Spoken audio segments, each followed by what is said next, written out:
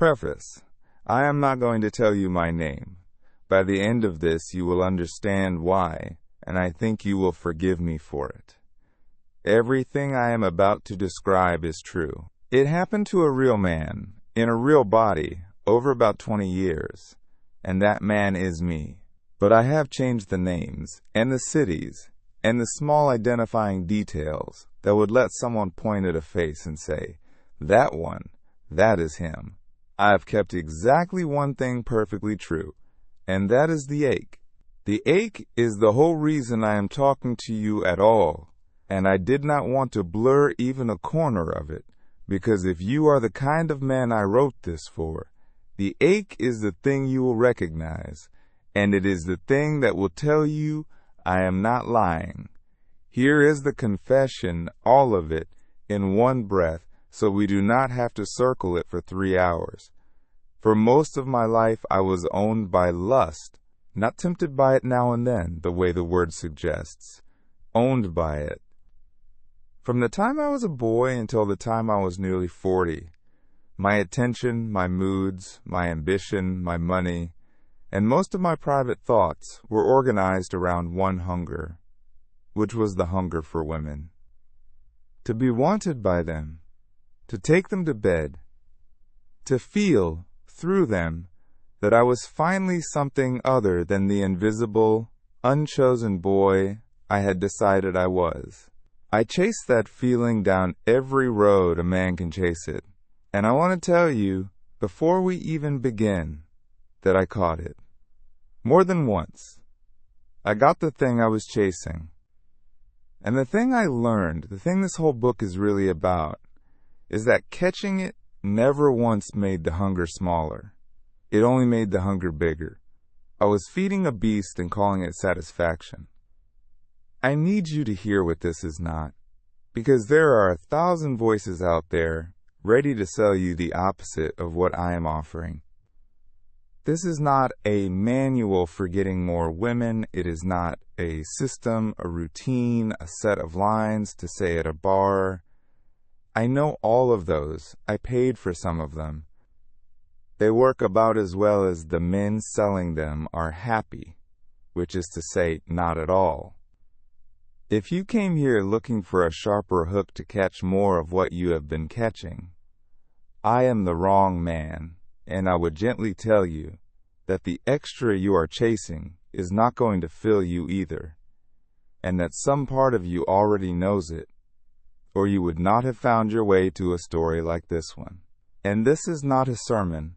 I am not going to stand over you and tell you that desire is a sin and you are dirty for feeling it.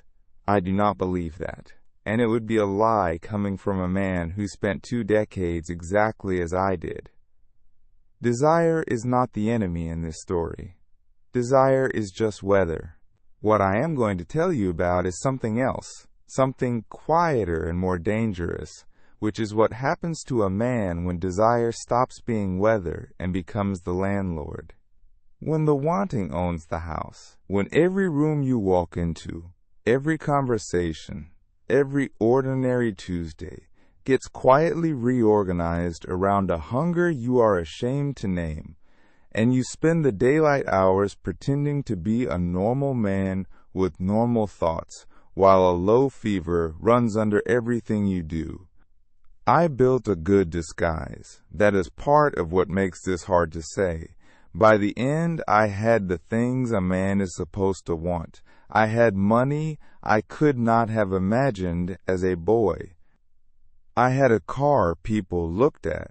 I had clothes that fit, and a body I had worked for, and a way of walking into a room that I had practiced until it looked like it came naturally. I had built a costume so convincing that even I forgot, for hours at a time, that there was a starving boy inside it. And that boy, no matter what the costume did, no matter what door it opened or what woman it impressed, was never fed. Not once. A woman I had never met could leave a message unanswered and erase my entire day. That was the truth under the costume, and I hid it from everyone, and mostly I hid it from myself. So why say it now? out loud, even behind a mask, because I got out. That is the only reason I have any right to your time. I am not a man in the middle of the fire describing the fire. I am a man on the other side of it, and I can tell you that there is another side, and I can tell you, as plainly as I know anything, how I crossed. It was not by finally winning the chase. You cannot win the chase.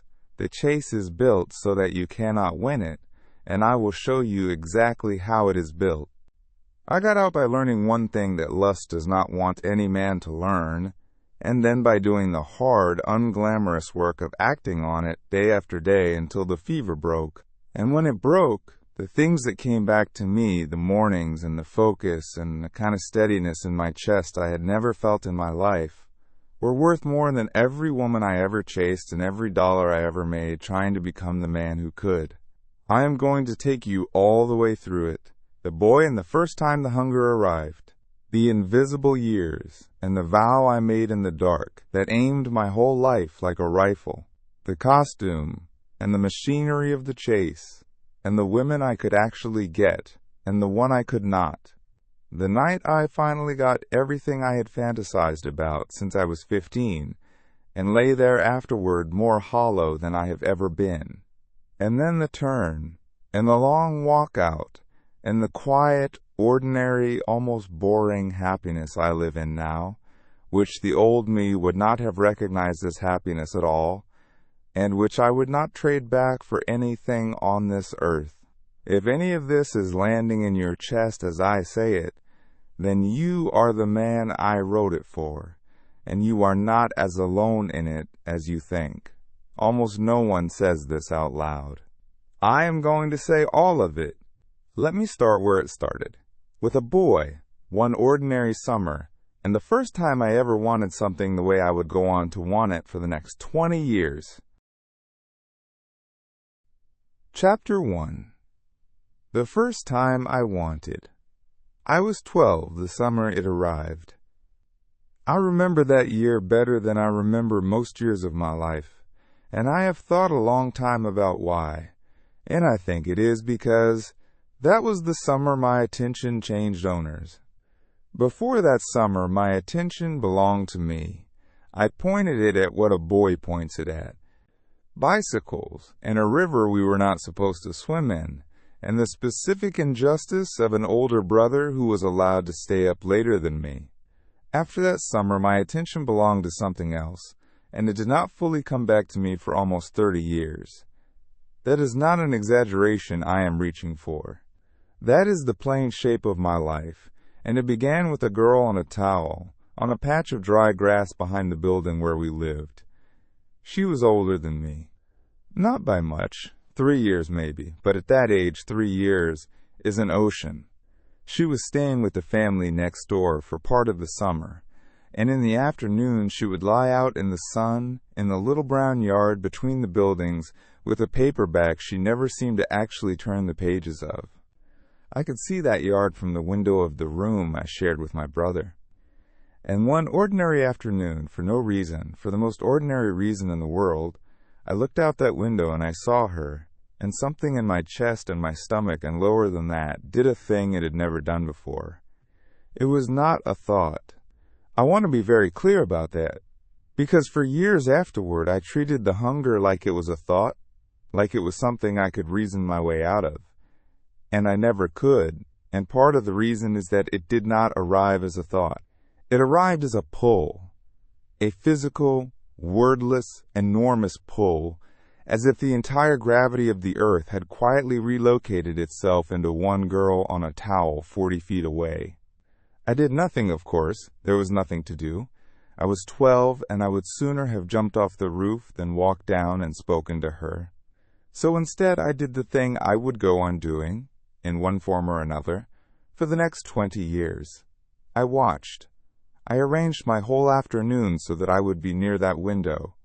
I invented reasons to be in that room, and I felt, for the first time in my life, the specific electricity of organizing an entire day around the possible appearance of a woman. And I felt the specific misery of it, too, The ache of wanting something enormous that I had no idea how to get, no right to, and no way even to name. Both of those arrived that summer holding hands, the electricity and the misery, and in all the years that followed they never once let go of each other. That is the first thing I need you to understand about the hunger. The high and the ache are the same thing. They are not two separate feelings. They are one feeling, and it is the feeling of wanting a person you cannot have.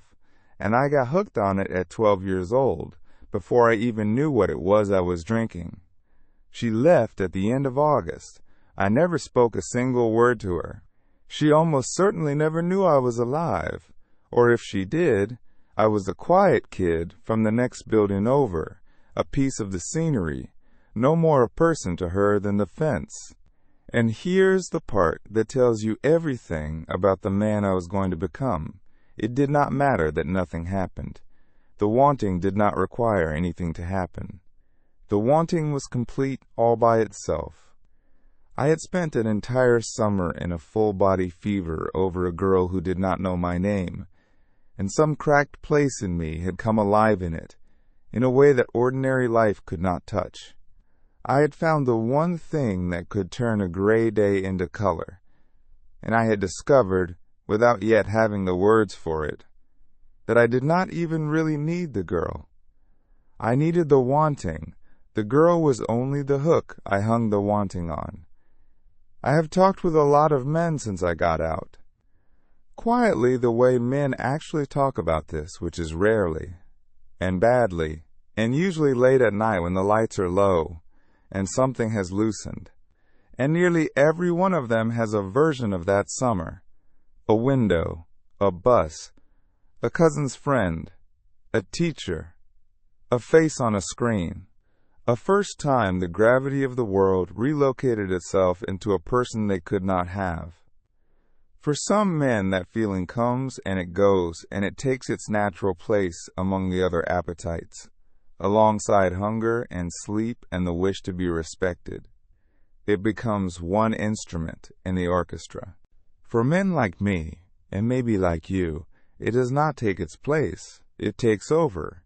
First it becomes the conductor, then it becomes the whole orchestra, and in the end, it becomes the entire concert hall, and you spend your life believing you are listening to music, when really you have only ever been hearing one note, played louder and louder, until you cannot make out anything else at all. I understood none of that at 12. At 12, I only knew that I had found a feeling bigger than my small life, and that the feeling lived inside girls, and that I was, in some way I could not have explained to anyone, starving for it. I went back to school that fall a different animal than I had been in June. The other boys were still boys. I was already something else. I was a boy with a hunger installed in him, and no manual for it, and no father who would ever in 1,000 years have sat me down and talked about any of this, and not the faintest idea that the thing which had just woken up inside me was going to run my life like a country under occupation for the next 2 decades. What I could not have known, what took me most of my life to finally learn, is that a hunger installed that early does not stay the size it starts. It grows. It wants more than it wanted yesterday. It learns. And the years that were coming for me, the long, invisible years where I would want and want and want, and never once be chosen back, were about to pour fuel on it, and school it, and turn a boy at a window into a man who could not walk through a crowded airport without scanning it like a hunter walking a tree line. But that man was still a long way off. First I had to disappear.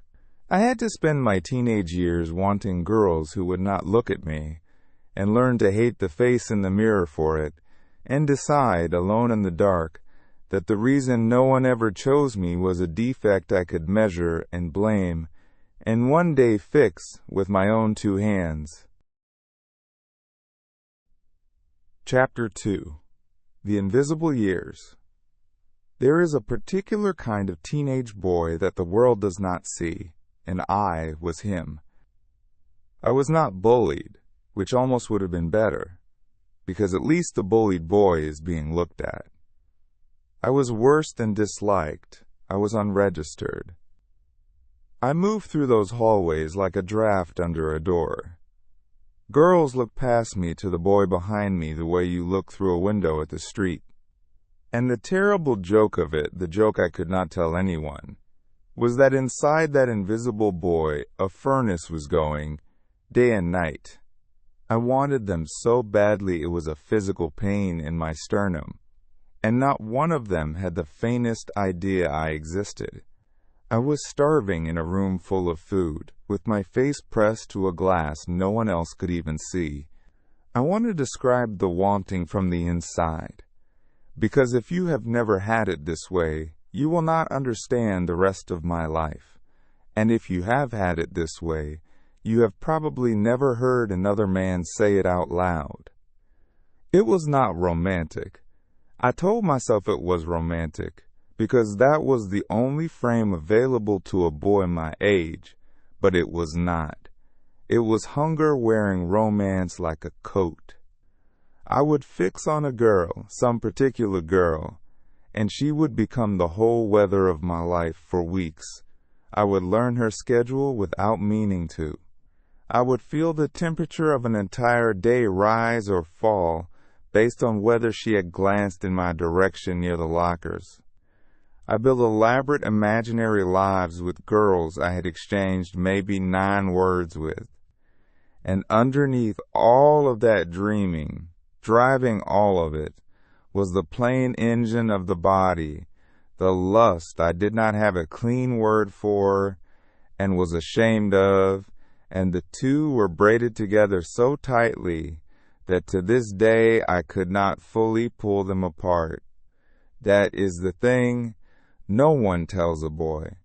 Your longing to be loved and your longing to be satisfied get braided together young, and once they are braided, you cannot always tell which one is pulling.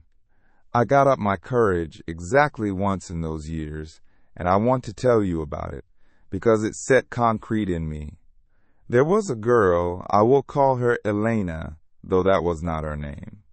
For most of a school year she was the whole weather. And one afternoon, at a friend's older sister's party I had no real business being at, with something loosened in me by the noise and the dark and one warm can of something I was not used to, I found myself standing next to her by a kitchen counter, and I heard my own voice ask her, too fast and too high, if she wanted to go outside and talk. I still remember the exact quality of the pause before she answered. It was not cruel. That is what I could never make people understand afterward when I told the story as a joke on myself. She was not cruel at all. She just looked at me with a kind of gentle, total blankness. The way you would look at a piece of furniture that had unexpectedly spoken, and she said, "Oh, I think I'm going to stay in here." And she turned back to her friends, and the conversation closed over the spot where I had been standing like water closing over a stone. I went and stood in the bathroom for a while, and somewhere in that bathroom, looking at my own face under a bad light, I made a decision that would organize the next 20 years of my life. I decided that the problem was the face. I decided that the reason I was invisible, the reason the gentle blankness had happened, was that I had been dealt a losing hand in the one game that mattered, and that the answer, the whole answer, was to change what I was worth.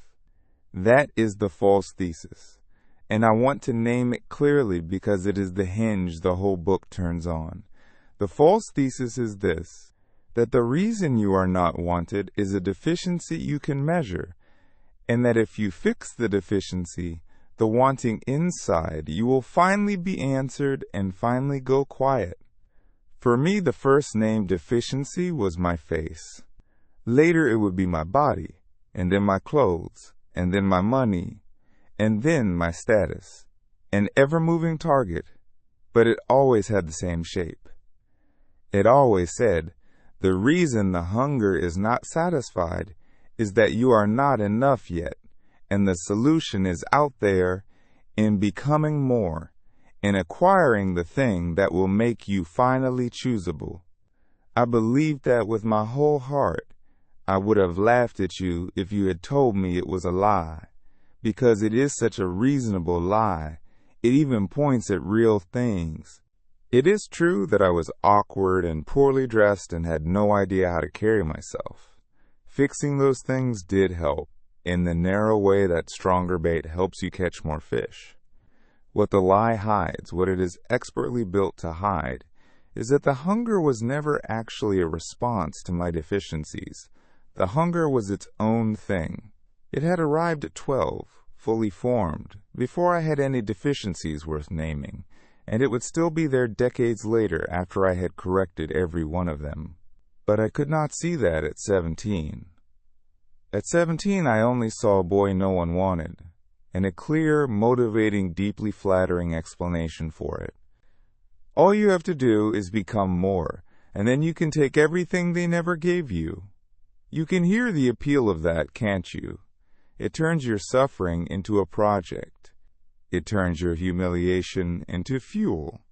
It tells the starving, invisible boy that he is not helpless, that his exile is temporary, that there is a door, and he simply has not yet built the key.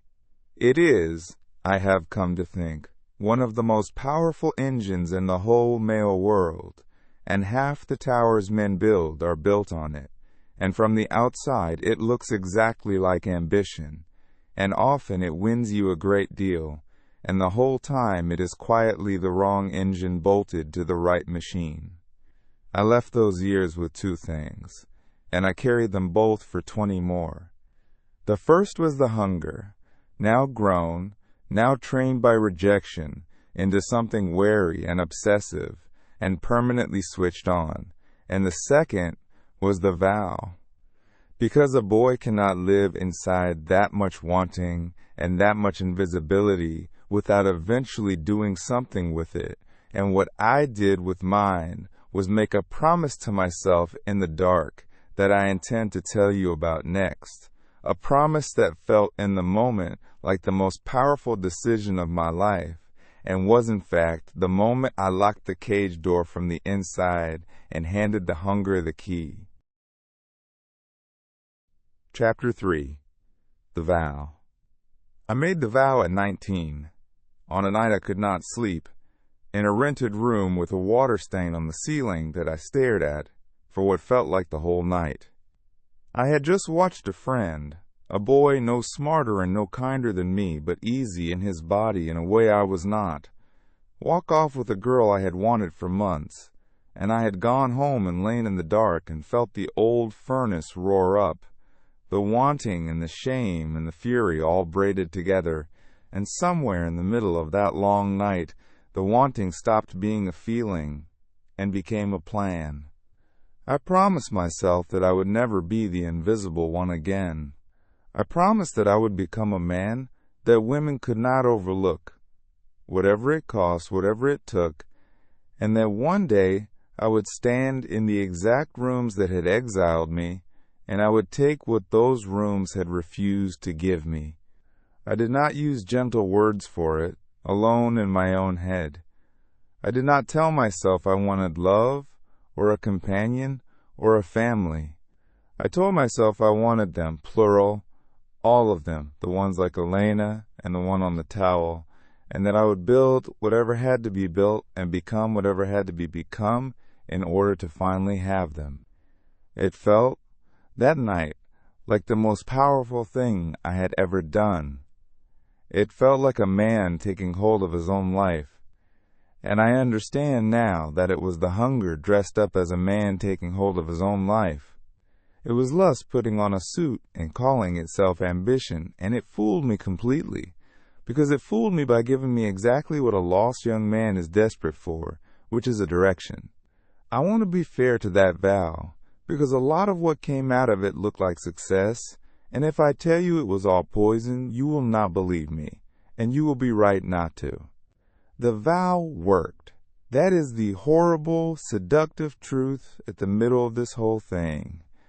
Aiming my entire life at becoming wantable made me, by every visible measure, into someone. It got me out of that rented room. It drove me through the years of grinding early work that other men quit, because other men were working for money or security or some balanced idea of a good life, and I was working for something far more powerful than any of those. I was working to never feel that gentle blankness again. I was working to walk back into the room. You would be amazed what a man can build when the thing underneath the building is not greed but a wound. I outworked people with twice my talent. I learned to read a room, to dress, to speak, to carry myself, to make money and then more money.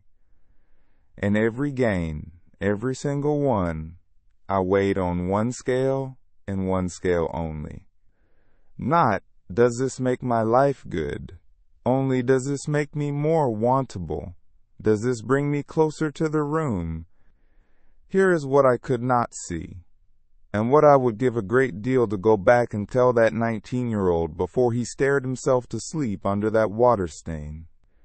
The vow was rigged from the start, and it was rigged in a way that guaranteed I could work for the rest of my life and never arrive, because I had aimed at the wrong target.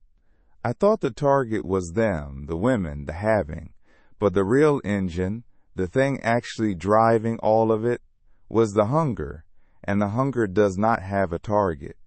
That is the whole secret of it. The hunger is not a wanting of any particular thing, it is a wanting of wanting. It is a fire, and a fire does not want a specific log.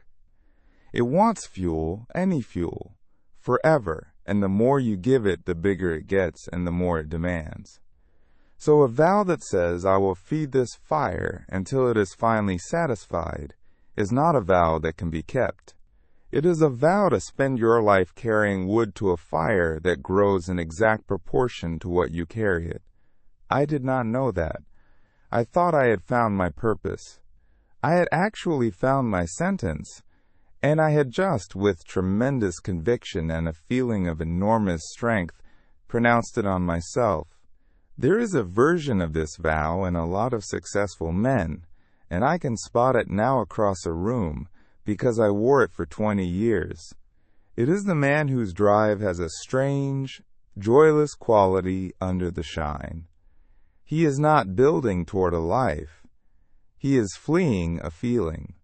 He has taken the oldest wound a boy can have, the wound of not being wanted, and instead of healing it, he has strapped a jet engine to it and pointed it at the horizon, and he is going very, very fast, and he cannot tell you where he is going, only that he can never stop.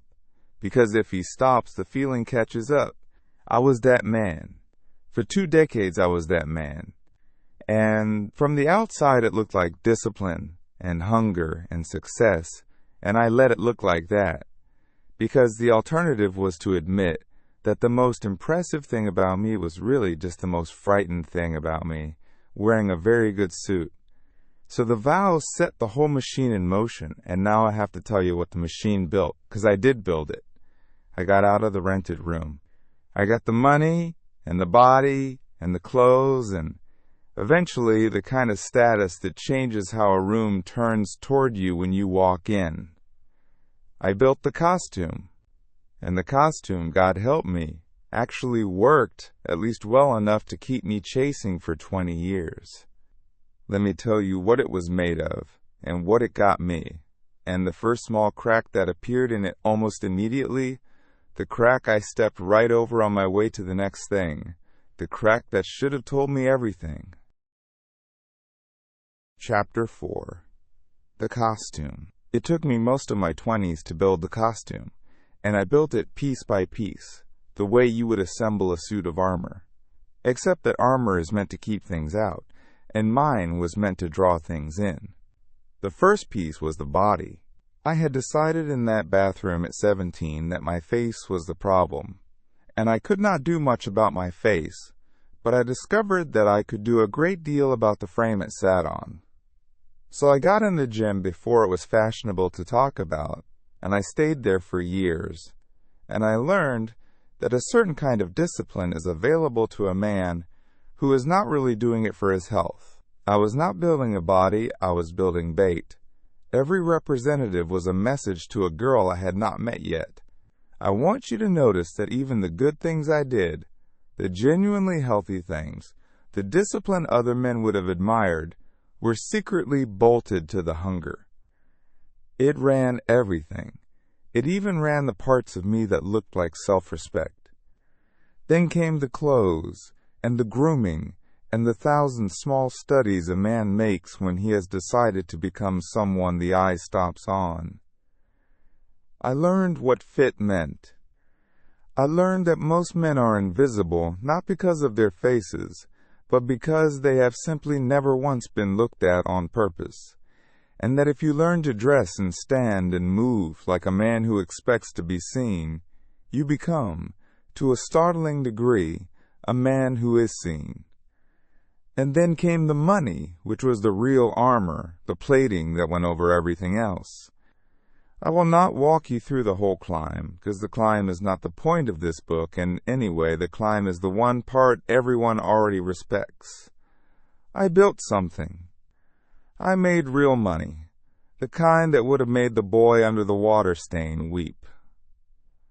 I got the apartment with the view I used to look up at. I got the car. I got the watch, the reservations, the ability to pick up a check without the small internal flinch that had governed my whole childhood. The costume, by my early 30s, was magnificent. I had become, by every visible measure, the exact man I had promised in the dark to become. And here is what I have to tell you, and I have to tell it carefully, because it is the most important small thing in the first half of this whole story. The costume worked. I have to be honest about that, or nothing else I say will land. Doors opened that had been bolted my whole life. I walked into rooms and felt the temperature turn toward me instead of past me. Women who would have looked through the invisible boy like a pane of glass now let their eyes rest on me a half-second longer, and I felt each of those half-seconds like a drug, because I had spent my whole youth on the other side of them. The armor delivered.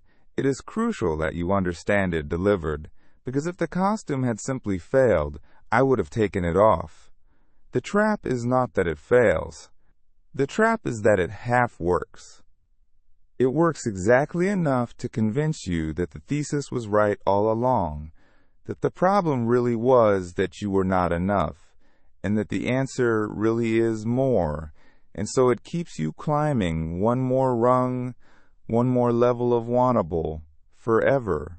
But there was a crack. It showed up almost immediately, within weeks of the first real taste of the thing I had chased my whole life. And I stepped right over it, and I want to make you look at it now, because I could not make myself look at it then. It was this. The first time a genuinely beautiful woman, the kind who would have been in the untouchable tier of my teenage imagination, actually responded to the costume, actually turned toward me with real interest at a bar downtown, I felt the enormous rush I had waited 20 years to feel. And then, within about a day, sometimes within an hour, the rush was gone, and the hunger was back, and it was not smaller for having been fed. It was, if anything, a little bigger. It had gotten a taste. And now it wanted again, and it wanted more, and it wanted better.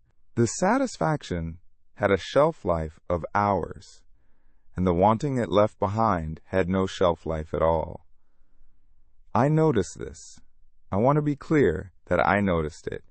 I was not stupid, but I did the thing that every man in this trap does with that observation, which is that I explained it away in the one direction that let me keep chasing. I told myself the woman had not been quite right, or the night had not been quite right, or that I had simply not yet reached the level of woman, the tier, the caliber, that would finally deliver the lasting version of the feeling. The hunger is a genius at this. When you feed it, and it does not shrink, it never lets you draw the obvious conclusion, which is that feeding is not the answer. It always whispers the other conclusion instead, the one that keeps you useful to it, which is that you simply have not fed it the right thing yet. Just a little higher. Just a little better. The next one will be the one that finally quiets it.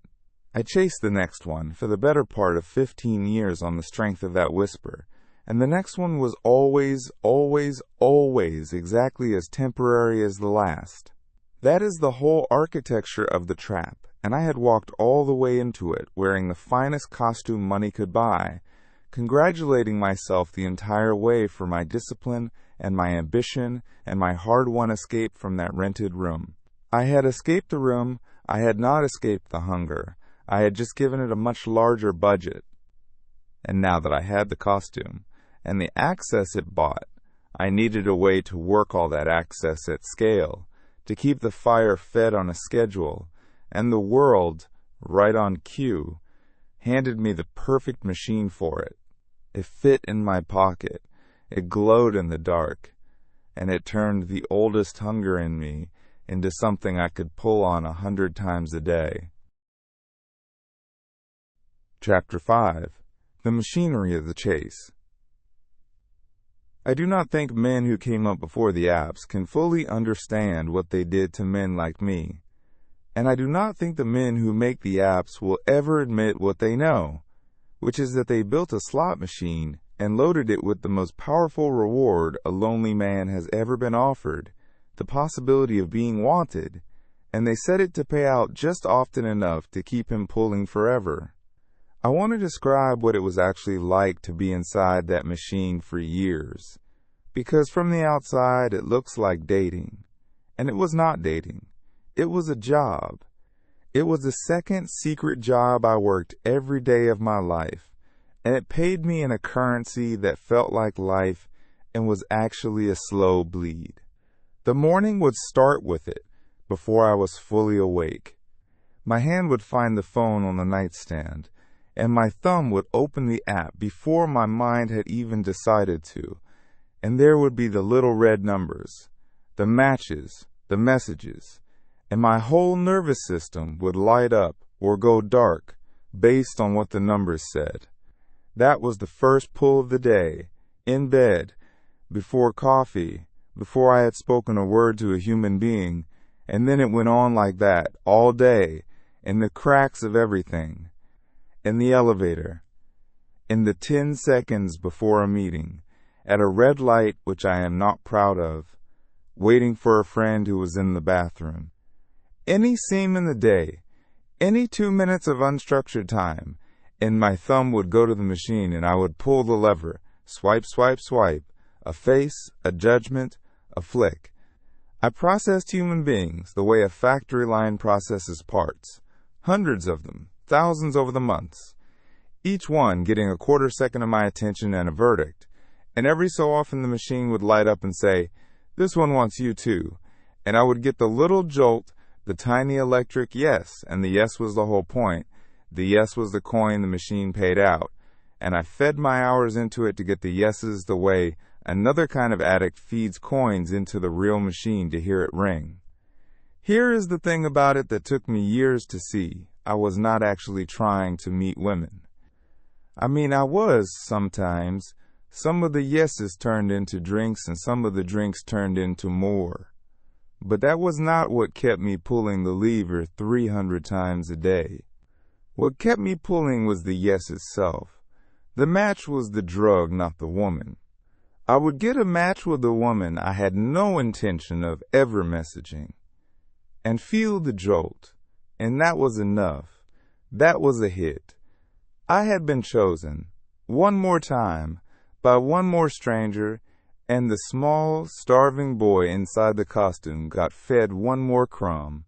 I have opened those apps in a good mood and closed them 20 minutes later, hollowed out and anxious, and somehow lonelier than before I started, and gone back an hour later anyway, because the machine does not care about your mood.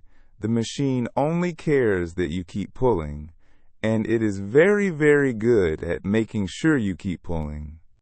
And it changed how I saw women, in a way I am ashamed of and have to tell you about anyway, because it is true, and because you may be living inside the same distortion right now and not know it.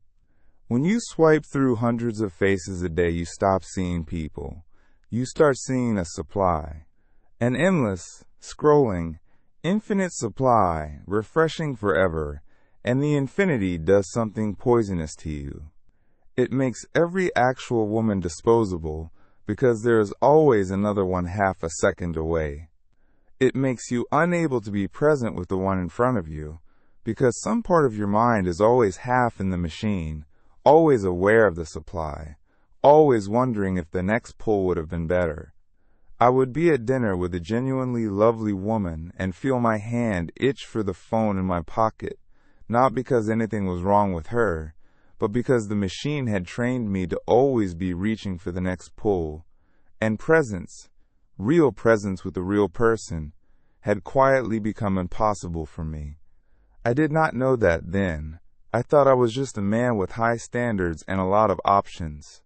I was actually a man who had been trained by a machine to be incapable of being satisfied by any single human being on earth. The nights out were the same machinery in a different room. I learned the venues, the timing, the choreography of it. I would go out framed as a man having fun with friends, and I was, on the surface, but underneath the surface I was working, always working, scanning the room the way I told you I would come to scan an airport, running the numbers, reading the angles, and the whole evening rose and fell on its yield. A good night was not a night of good conversation and real laughter with people I loved. A good night was a night with a result, a number, a kiss, a woman coming home with me, and a night full of warmth and friendship and genuine human joy that produced no result registered to me, somewhere I did not look at directly, as a failure. Think about how insane that is. I had rebuilt my own definition of a good night around whether the hunger got fed, and I let the machine keep the books, and by the machine's accounting, most of the best nights of my actual life were losses. I ran that machinery for years. Years. If you added up the hours, the raw hours I fed into the apps and the venues and the messaging and the scanning and the endless low background hum of the hunt, it would come to a figure I genuinely cannot bear to calculate, because those hours were my life. They were the only life I was ever going to get, and I spent an enormous and irreplaceable share of them pulling a lever to hear a machine tell me a stranger had chosen me. But the machinery, for all its reach, had one thing it could not do. It could line women up. It could not make me brave. And sooner or later, the machine would put me in a room with a woman I actually wanted, in the flesh, no screen between us. And in that moment, all the money and all the muscle and all the choreography would fall away, and it would be just me, the real me, the invisible boy in the expensive costume, and I would have to open my mouth. And that, it turned out, was the one thing 20 years of preparation had never taught me how to do. Chapter 6. The Coward at the Bar. There is a lie the costume tells the world, and for most of my life I let it tell it. And the lie is that a man who looks like he has it all together on the outside must have it together on the inside too. People assumed I was confident. Why wouldn't they? I had the build and the clothes and the money and the practiced way of walking into a room. And the truth, which almost no one ever saw, is that the confident man was a performance I ran on the outside of a coward. And the coward was the 12-year-old at the window, and he had never gotten one day older. And there were certain moments that stripped the costume right off him, and left him standing there exactly as frightened as he had ever been. The clearest of those moments was the cold approach. A woman I actually wanted, in the real world, not a name on a screen, standing 10 feet away, and the simple animal act of walking over and speaking to her. I could not do it. For years I mostly could not do it. I want you to sit with how absurd that is, because I want you to feel how deep the wiring goes. Here was a man who could walk into a hard negotiation and stay cool, who could stand up in front of a room and speak, who had built things and closed deals and taken real risks with real money, and that same man could stand at the end of a bar and see a woman he wanted and be physically unable to close 10 feet of ordinary floor. My heart would go, my mouth would go dry. Every rehearsed opener I had ever read would evaporate, and I would stand there, drink in hand, running the most elaborate internal theater you can imagine, waiting for the perfect moment that never came, waiting until she left or her friends came back or the window closed, and then I would feel the sick flood of relief and the deeper undertow of shame, and I would tell myself a story about why the timing had been wrong, and I would go home and pull the lever on the machine instead, because the machine did not require courage. That was the machine's whole appeal. It led a coward hunt. I did try. I want that on the record, because the cowardice is only half the picture, and the other half is that I flung myself against it, over and over, for years. I read the books. I paid, more than once, for the courses, the coaching, the weekend programs run by men who promised to turn the fear into a system. And here is a strange truth. They were not entirely wrong. And the way a fitness program is not entirely wrong. If you drill anything enough, it gets less terrifying. I forced myself out on nights I would rather have died than gone out, and I made myself approach, and sometimes it worked, and I would get the number or the conversation, and feel, for a moment, like I had finally cracked it. But I want to tell you what none of those programs ever told me, the thing I only understood from the far side. They were teaching a frightened, starving man to be a better hunter. Not one of them ever asked the only question that mattered, which was why I was so starving in the first place, and whether the whole hunt was worth winning. They took the hunger as a given, as the natural condition of a man, and they sold me sharper tools for feeding it. And the sharper the tools got, the deeper into the trap I went, because now I was not just a hungry man. I was a hungry man with skills, and a hungry man with skills does not stop. He escalates. Even the successes felt wrong in a way I could not name at the time. The rare night the approach worked, the fear would break and the rush would come, and I would ride it, and then, later, alone, I would feel the strangest hollow disappointment, and I could never understand it. I had done the brave thing. I had gotten the result. Why did it feel like ash? It took me years to understand that the disappointment was information, the truest information I ever got, and I ignored it every single time. The disappointment was telling me that the thing I thought I wanted was not the thing I actually wanted, that catching the woman did not touch the real ache, that the real ache lived somewhere the hunt could not reach, and that I could get better at approaching for the rest of my life, and never once close the actual distance, because the actual distance was not between me and her. It was between me and myself, and there was a loneliness inside the cowardice that I have to name, because it is part of why this trap holds men so long. I could not tell anyone. Who was I going to tell? My friends thought I was the guy with all the options. The women I did manage to be with thought I was the confident one. The idea of saying out loud to another human being that under all of it I was a terrified boy who could not cross a room that the whole magnificent costume was stretched over a wound that had never healed, was unthinkable. So I carried it alone for 2 decades, and the carrying it alone was its own quiet damage, because a shame you cannot speak grows in the dark, and mine grew, and the growing made me chase harder, because as long as I was hunting, I did not have to sit still long enough to feel it. So that was the shape of my chase, a magnificent costume and a coward inside it, a machine that let the coward hunt without ever having to be brave, and a string of results that fed the hunger for an hour and left the ache exactly where it was. And under all of it, running the whole enterprise, was one simple fact that I organized my entire adult life around and could not admit to a living soul, which was that the wanting, the hunt, the fever, the chase, had become the only thing in my life that made me feel alive at all. Everything else had gone gray. Let me tell you what it is like when the pursuit of women becomes the only color left in a man's world. Chapter 7.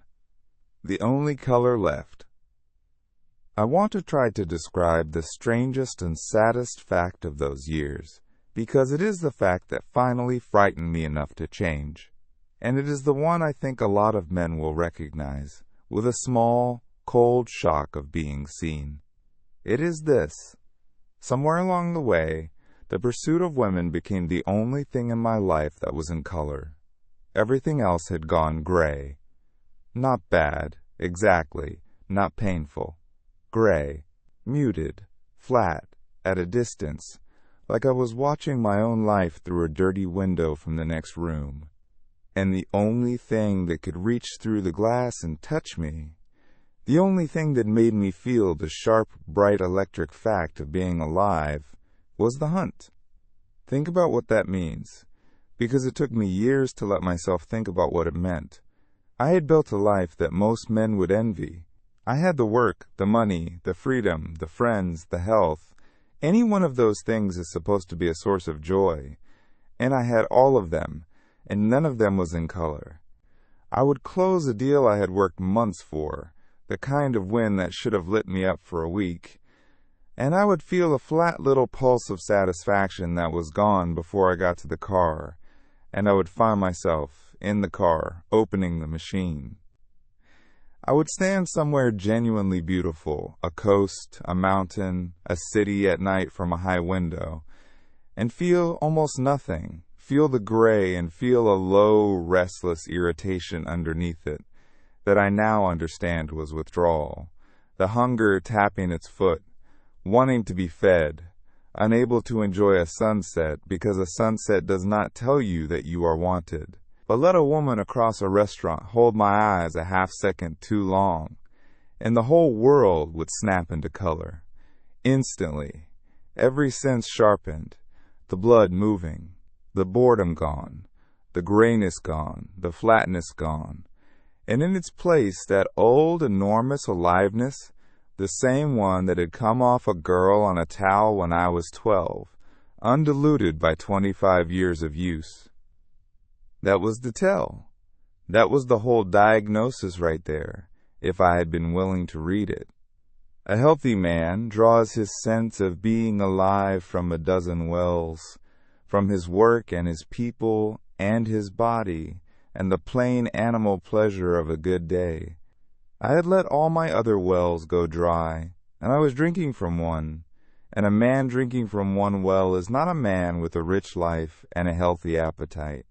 He is a man with an addiction, and I would have been furious at you for using that word, and it was the correct word, and I knew it was the correct word, which is exactly why it made me furious.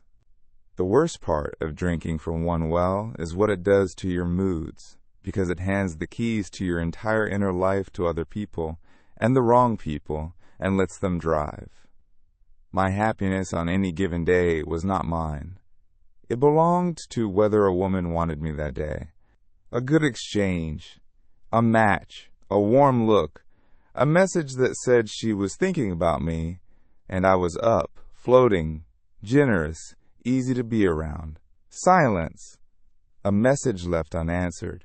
A woman who cooled. And I was down, genuinely down. My whole chemistry darkened, snappish with people who deserved better. Unable to work. Refreshing the screen. A stranger I had exchanged 40 words with could set the emotional weather of my entire day, and did, constantly, and I let her, because I had no other source of weather. I had outsourced my soul to the last people on earth who should have been running it, which is to say, women who did not know me and owed me nothing and were simply living their own lives, and I resented them for the power I myself had handed them. And it made me, in my private thoughts, a worse man than I ever was out loud, because when your whole sense of being alive comes from being wanted by women, you start, without ever deciding to, seeing women as the dispensers of the drug rather than as people. Not consciously. I would have been horrified to hear it said. On the surface I was respectful, I was kind, people would have told you, one of the good ones. But underneath the surface, in the place where the hunger did its accounting, every woman I met got sorted, instantly and automatically, by a single question that had nothing to do with who she was. Can she feed it? Would she feed it? How much of the drug is in her? That is a grotesque way to move through a world full of human beings, and I did it for years, silently, behind a warm and decent face, and the gap between the decent face and the sorting underneath it was its own kind of rot, a rot I could feel but could not stop. There were moments the grayness scared me badly enough that I almost saw the whole thing. A friend's wedding, where I watched him look at his wife in a way I had never once looked at anyone, with something settled and warm and entirely unhungry, and felt a cold jealousy that had nothing to do with her and everything to do with the peace on his face. A quiet evening at my parents' place, my mother telling a story I had heard 100 times, and my hand itching for the phone the whole time, and the sick, small realization that I could not sit through my own mother's story without needing a hit. The night I caught my own reflection in a black window on a plane, and did not, for a second, recognize the man looking back, because his face at rest, when he thought no one was watching, was the face of someone permanently, low-gradely, starving. I saw all of that, and every time I did the thing the hunger trained me to do with a moment of clarity, which is to reach for the machine and make the clarity go away, because clarity was unbearable, and the machine was right there, and it always worked. So that was the center of my life, the true center, under the costume and the money and the whole impressive apparatus. A man drinking from one well, moods for sale to strangers, the whole living world gone gray except for the one bright, terrible thread of the hunt. And a life organized like that goes looking constantly for something to actually catch, because the hunt needs quarry, and I did catch things. I want to be honest about that. This was not 20 years of pure starvation. I caught women, real ones, in the real world, in real beds. But the ones I could actually catch, night after night, year after year, were almost never the ones the fantasy was about. They were something else. And what they were, and what I did to them, and to myself in those rooms, is the part of this story I am least proud of, and most need to tell. Chapter 8. The Ones I Could Catch. I have to be careful in this chapter, more careful than in any other, because there is a cruel word the hunger taught me, and I used it for years, in my own head, and sometimes, God forgive me, out loud with other men. And I am not going to hide that I used it, but I am also not going to let it stand. The word was value. I sorted women into high value and low value, and the women I could actually catch, the ones who reliably came home with me, I filed under low, and I felt, underneath the small thrill of the conquest, a small contempt for them and for myself. And I want to take that word apart now, because taking it apart is a large part of how I got free. Here is the truth I could not see then. The women I could catch were not low anything. They were not lesser. They were not worth less. They were, almost every one of them, exactly what I was. They were lonely. They were hungry for something they could not name. They were drinking from one well too, using the same machine I was using, out late in the same rooms for the same reasons, trying to feel, for an hour, through a stranger, that they were wanted, and therefore that they were worth something. When I called such a woman low value, what I was actually seeing, though I would have denied it to my grave, was a mirror. She was easy for me to catch for the exact same reason I was easy for her to catch. We were both starving. We were both reaching. Two empty people can find each other across a crowded room in about 4 seconds, because emptiness recognizes emptiness, and we would go home together. Two people using each other to not feel a thing neither of us would name, and in the morning we would both be a little emptier than the night before, and I would drive home and file her under low, and the contempt I felt was never really for her. It was for the part of myself I had just seen too clearly in her, and could not stand.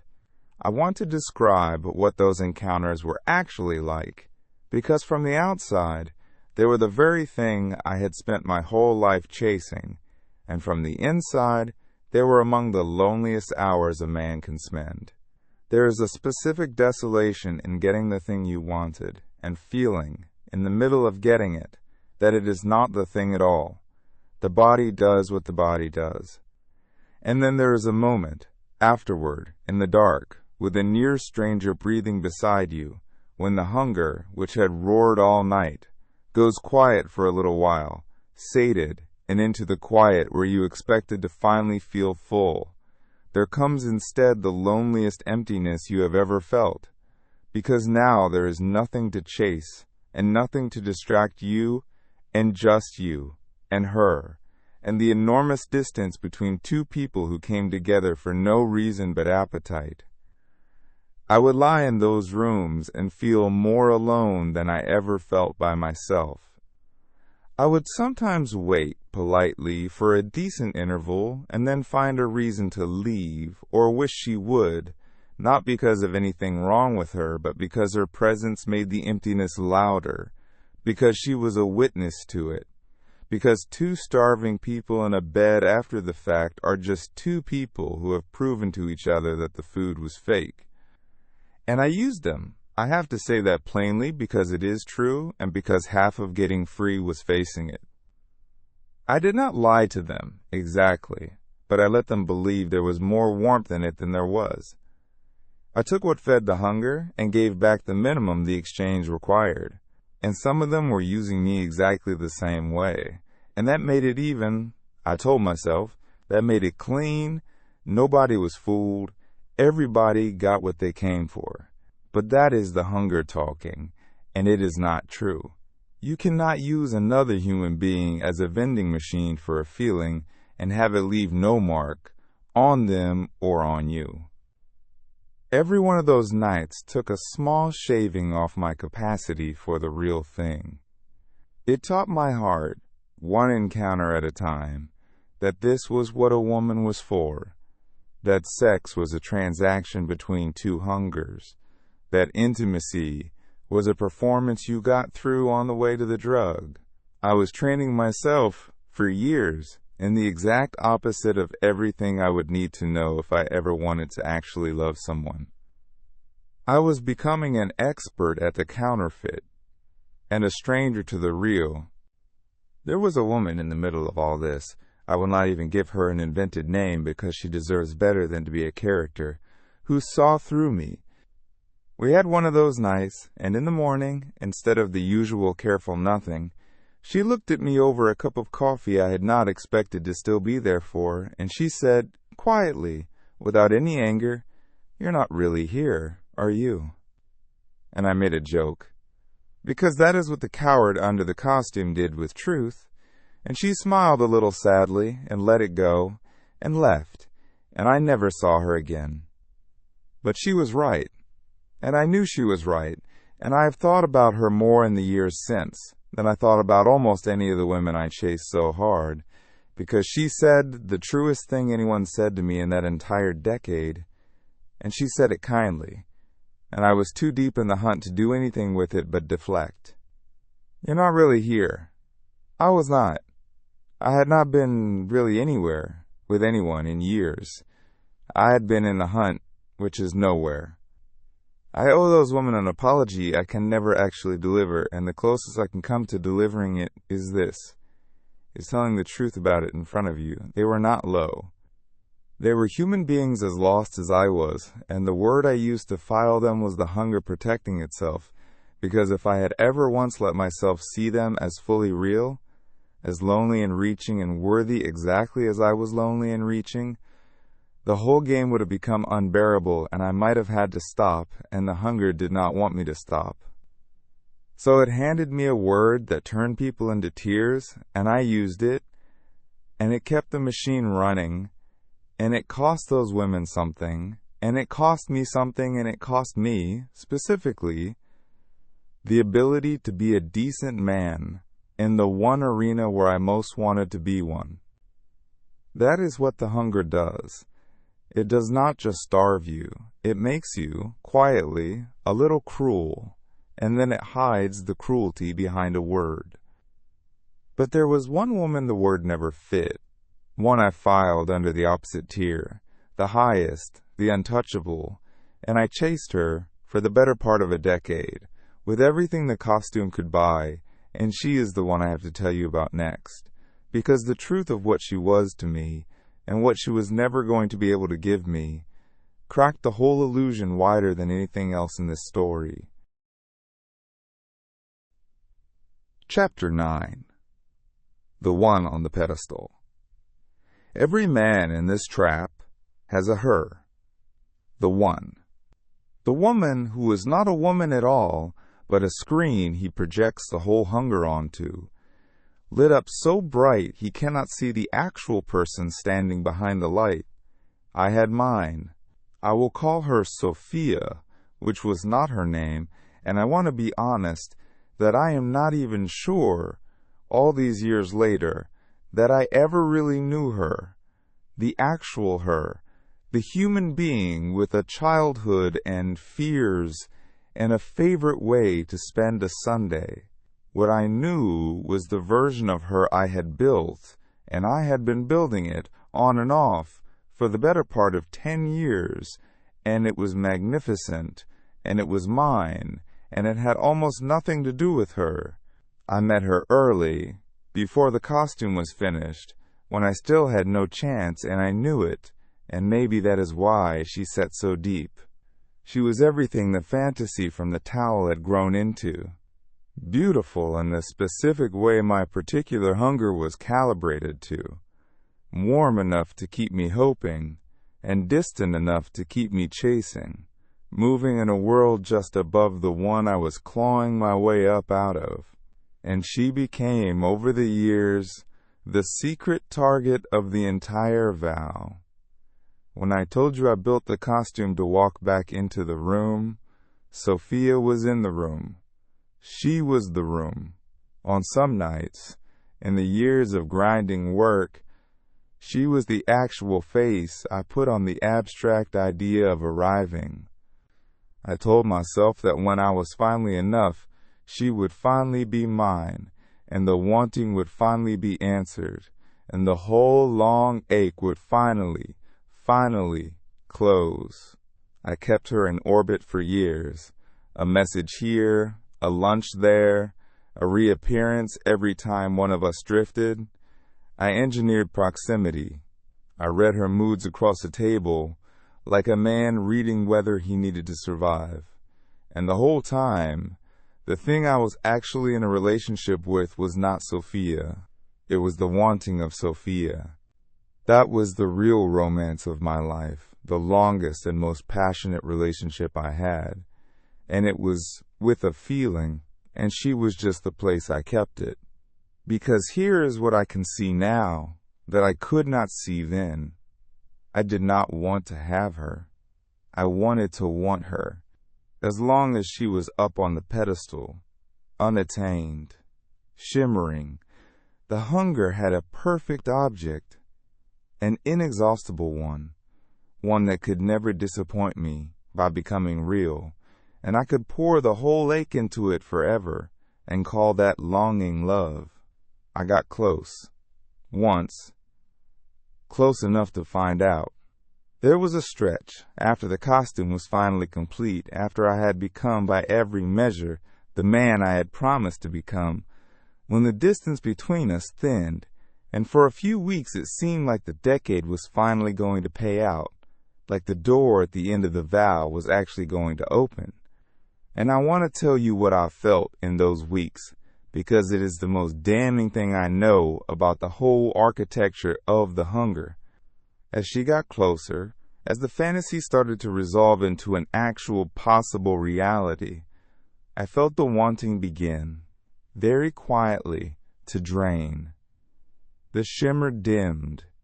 The closer the real Sophia came, the less the projected Sophia glowed, and I felt, underneath the excitement I was performing, a creeping flatness, the gray reaching even here, into the Holy of Holies, the one place I had been certain the gray could never reach. I did not understand it. I was finally getting the thing I had wanted for 10 years, and some traitor part of me was losing interest exactly in proportion to how gettable it became. It did not work out, in the end, for ordinary human reasons that were mostly mine, and I told myself for a long time afterward that it was a tragedy, the great near miss of my life, the one that got away. I built a whole sad story around it, and I would take the story out sometimes and turn it over and feel sorry for myself in a way that was almost pleasant. And it was all a lie. It was not a tragedy. It was a narrow escape, though not the kind I thought. Because if I had actually caught her, if the real Sophia had come fully down off the pedestal and into an ordinary shared life of mornings and moods and dishes and the slow work of loving a real and therefore imperfect person, I would have destroyed it. I know that now with total certainty. I would have done to her, over a longer and more painful timeline, exactly what I did to the women in the last chapter, because the problem was never the tear of the woman. The problem was the man. I was not capable of being fed by any woman, high or low or perfect or plain, because the hunger I was trying to feed did not eat women. It ate wanting. And a real relationship is the death of wanting, in the good way, the way that replaces the fever of not having with the quiet warmth of having, and I had no capacity for the quiet warmth. I had trained my whole self for the fever. Hand me the quiet warmth, and I would have gone looking, within months, for a new pedestal to light up, a new her, a new shimmer on the horizon, because the fever was the only thing that felt like life, and the quiet felt like death. That is the cruelest joke the pedestal plays. It convinces you that there is one specific woman who is the answer, that if you could just have her, the ache would end. And it lets you spend years in the exquisite suffering of almost having her. And the entire time it is protecting the real mechanism from view. The real mechanism is that you are not chasing a woman. You are running from a feeling, the old feeling, the invisible boy feeling, and you have chosen the one strategy guaranteed never to make it stop, which is to try to outrun it by catching things. Sophia was never going to save me. No Sophia could. There is no woman on earth who can reach into a man and heal the thing that makes him need to be saved by a woman. I would have to find that out the hard way, all the way at the bottom, on the night I finally, actually, got everything the fantasy had ever promised me, and lay there in the dark afterward, and understood, at last, that the treasure chest I had spent my life digging toward was empty, and had always been empty, and that I had known it was empty since I was 12 years old at a window, and had spent 20 years digging anyway. But before I take you to that night, I have to show you the other engine, the private one, the one that ran in the dark behind all of it, feeding the same beast on the nights there was no woman at all, because the chase was only half of how I fed it. The other half I did alone, with a screen, and it was cheaper and uglier, and in some ways it did more damage than all the women combined. Chapter 10. The Cheaper Lie. There is a part of this I could leave out, and no one reading the outline of my life would ever know it was missing, and I am not going to leave it out, because it was running the whole time underneath everything else, and because I suspect it is the part more men are secretly trapped in than any other, and almost none of them will say the word. So I will say it. Pornography. The screen in the dark. The cheaper, private, always available version of the same lie. The one I fed the beast with. On every single night there was no woman, which was most nights, and eventually, if I am honest, on plenty of the nights there was. I want to talk about it the way almost no one does, not as a moral panic and not as a harmless habit, but mechanically, as a thing that does a specific thing to a specific machine, because the mechanics are what finally let me understand it. Here's what it does. It takes the oldest and most powerful drive in a man, and it detaches that drive from every natural thing that used to limit it. In the real world, even in the worst of my chasing, the hunger ran into friction. It cost effort. It cost courage, the courage I usually did not have. It required another human being to say yes. There were natural walls. And the walls, annoying as they were, kept the fire in a fireplace. The screen tears down every wall. It offers the fire infinite fuel. Instantly, endlessly, on demand, with no effort and no courage and no other person required. A supply that never runs out and never says no and never once asks anything of you in return. And you cannot hand a fire infinite fuel and expect it to stay the size it was. It grows. Mine grew. The growing is the part they do not warn you about, the escalation, the way the thing that thrilled you last year does nothing for you this year, so you go a little further, and a little further, chasing the same size of jolt you got at the start, because the machine in your head has adjusted, has turned up its own tolerance, exactly the way it does with every other drug. I watched my own taste drift over the years toward things that would have startled the younger me, not because I had become some monster, but because the appetite, fed without limit, simply requires more voltage over time to deliver the same shock, and I kept supplying the voltage, and I told myself it meant nothing, it was private, it hurt no one. That was the second lie, that it hurt no one. It hurt the one person I could never get away from. It hurt me.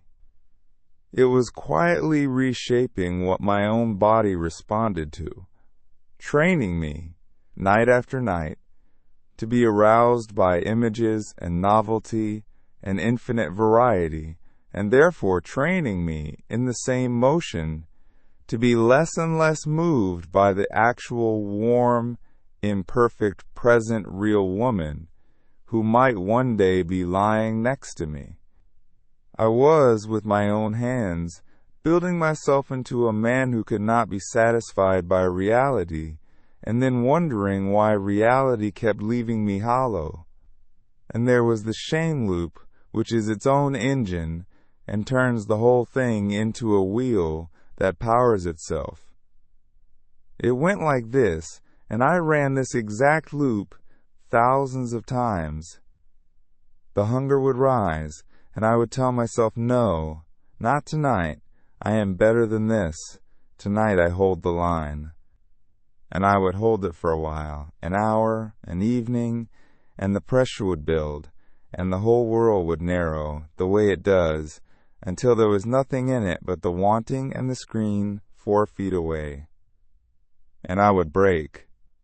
And in the moment of breaking there was a flash of relief that was not even pleasure really, more like the relief of finally scratching something that has itched past bearing.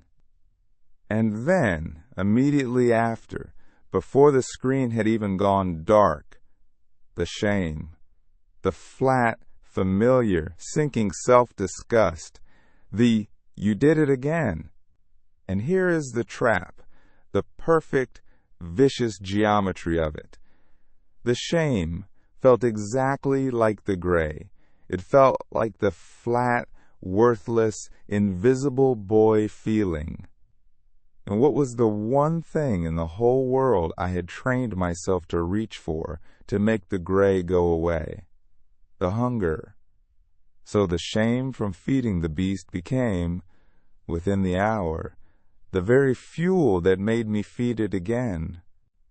I was a snake eating its own tail in the dark, and I did it for years, and no one knew, and it hollowed out something at the very center of me that all the money and all the muscle and all the real women could never touch, because this was the wound I gave myself, alone, on purpose, every night, and then hated myself for in the morning, and then used the hatred as a reason to do it again.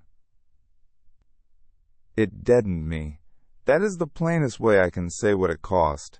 A man is supposed to walk through the world with a certain natural charge, a live wire that responds to beauty, to a real woman's real smile, to the ordinary electricity between two present people. Mine was burned down to almost nothing, because I had spent it, night after night, alone, on pixels, on an infinite counterfeit, and there was very little charge left over for the real thing. I would meet a lovely woman and feel, where the live wire should have been, a kind of tired static, and not understand why, and reach, later, for the screen again, because the screen still worked.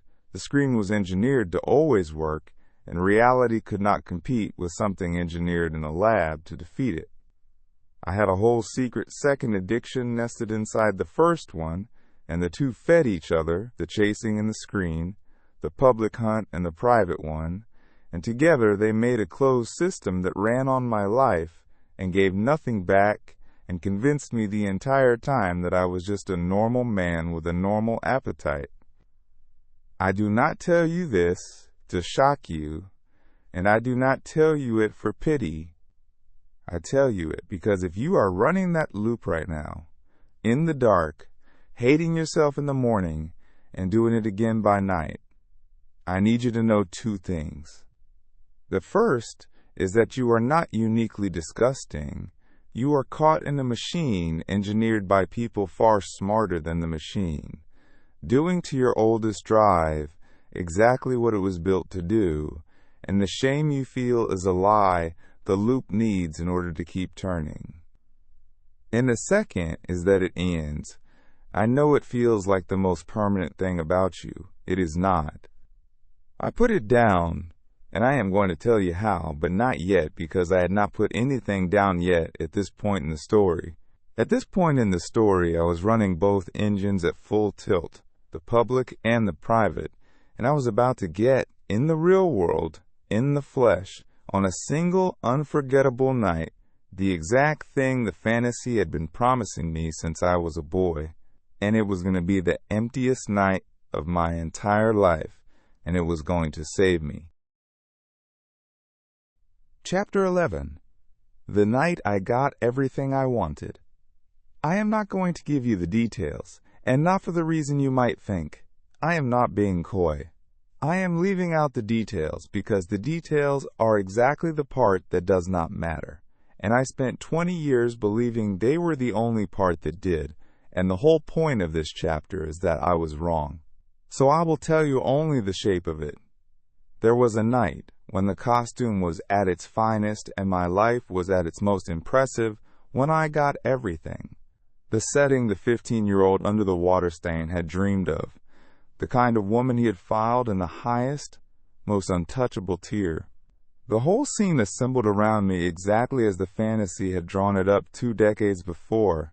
Every element in place, the doors all open, the yes given, the thing that the entire vow had been aimed at from the beginning delivered. Finally, completely, into my actual hands. And I need you to understand that I had wanted this, specifically this, with the whole force of my being, for 20 years. This was not a consolation prize. This was not one of the ones I filed under low and felt small about. This was the top of the mountain. This was the payout the machine had been promising since the first pull of the first lever. If the thesis of my whole life had been true, if the wanting really was a message about the world that could be answered by acquiring the right thing, then this was the night the ache was supposed to finally permanently close. Every road I had walked, every representative and every dollar, and every rehearsed sentence, and every cowardly retreat, and every lonely encounter had been walked toward this. I had arrived. I had, at last, gotten everything I wanted. I want to tell you what it actually felt like.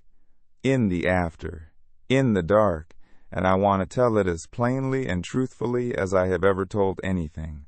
It felt like nothing. Worse than nothing.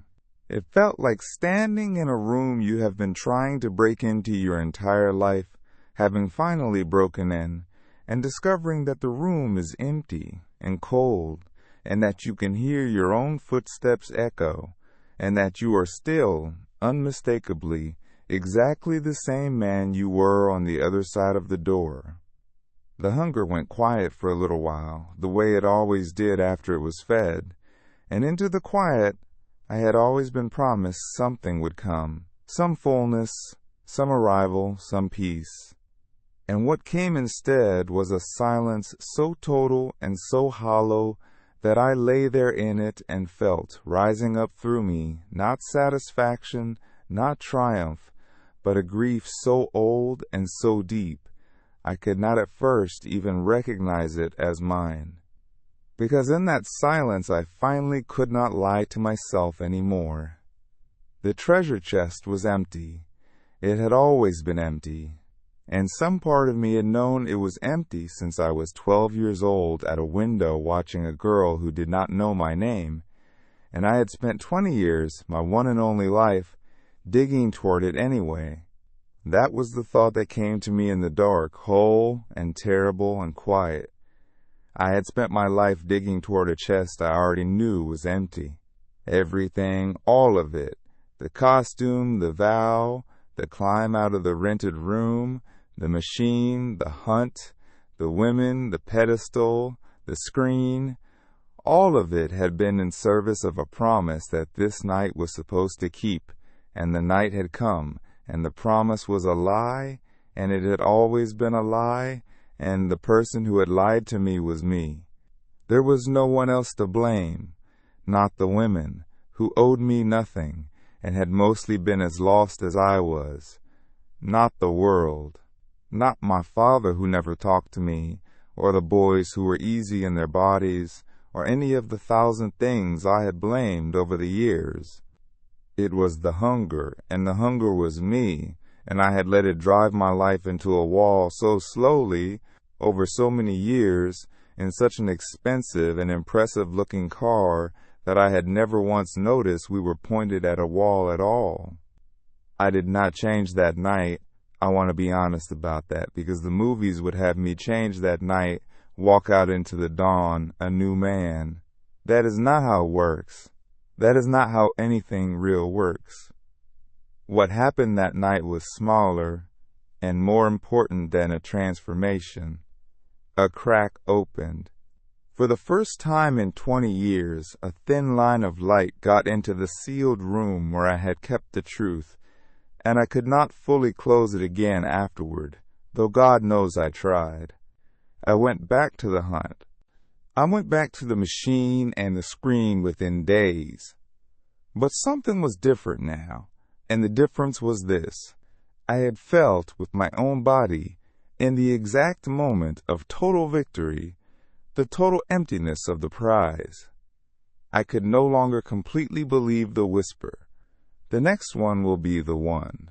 I had just had the next one, the ultimate one, the one all the others had been rehearsals for, and it had been the emptiest night of my life, and some part of me now knew, and would not unknow, that there was no next one that would ever be any different.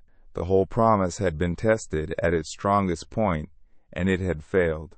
And a promise that fails at its strongest point cannot be trusted at any point, and the hunger, for the first time, had a problem it could not talk its way out of. If you are waiting for your own version of that night, waiting for some final acquisition to finally close the ache, let me save you the 20 years. It will not close it. I am not guessing. I went all the way to the top of the thing you are climbing, and I stood on the summit, and there was nothing there but wind and the long way down. The ache does not live at the top of the mountain. The ache does not live in any woman, high or low, real or imagined, 1 or 100.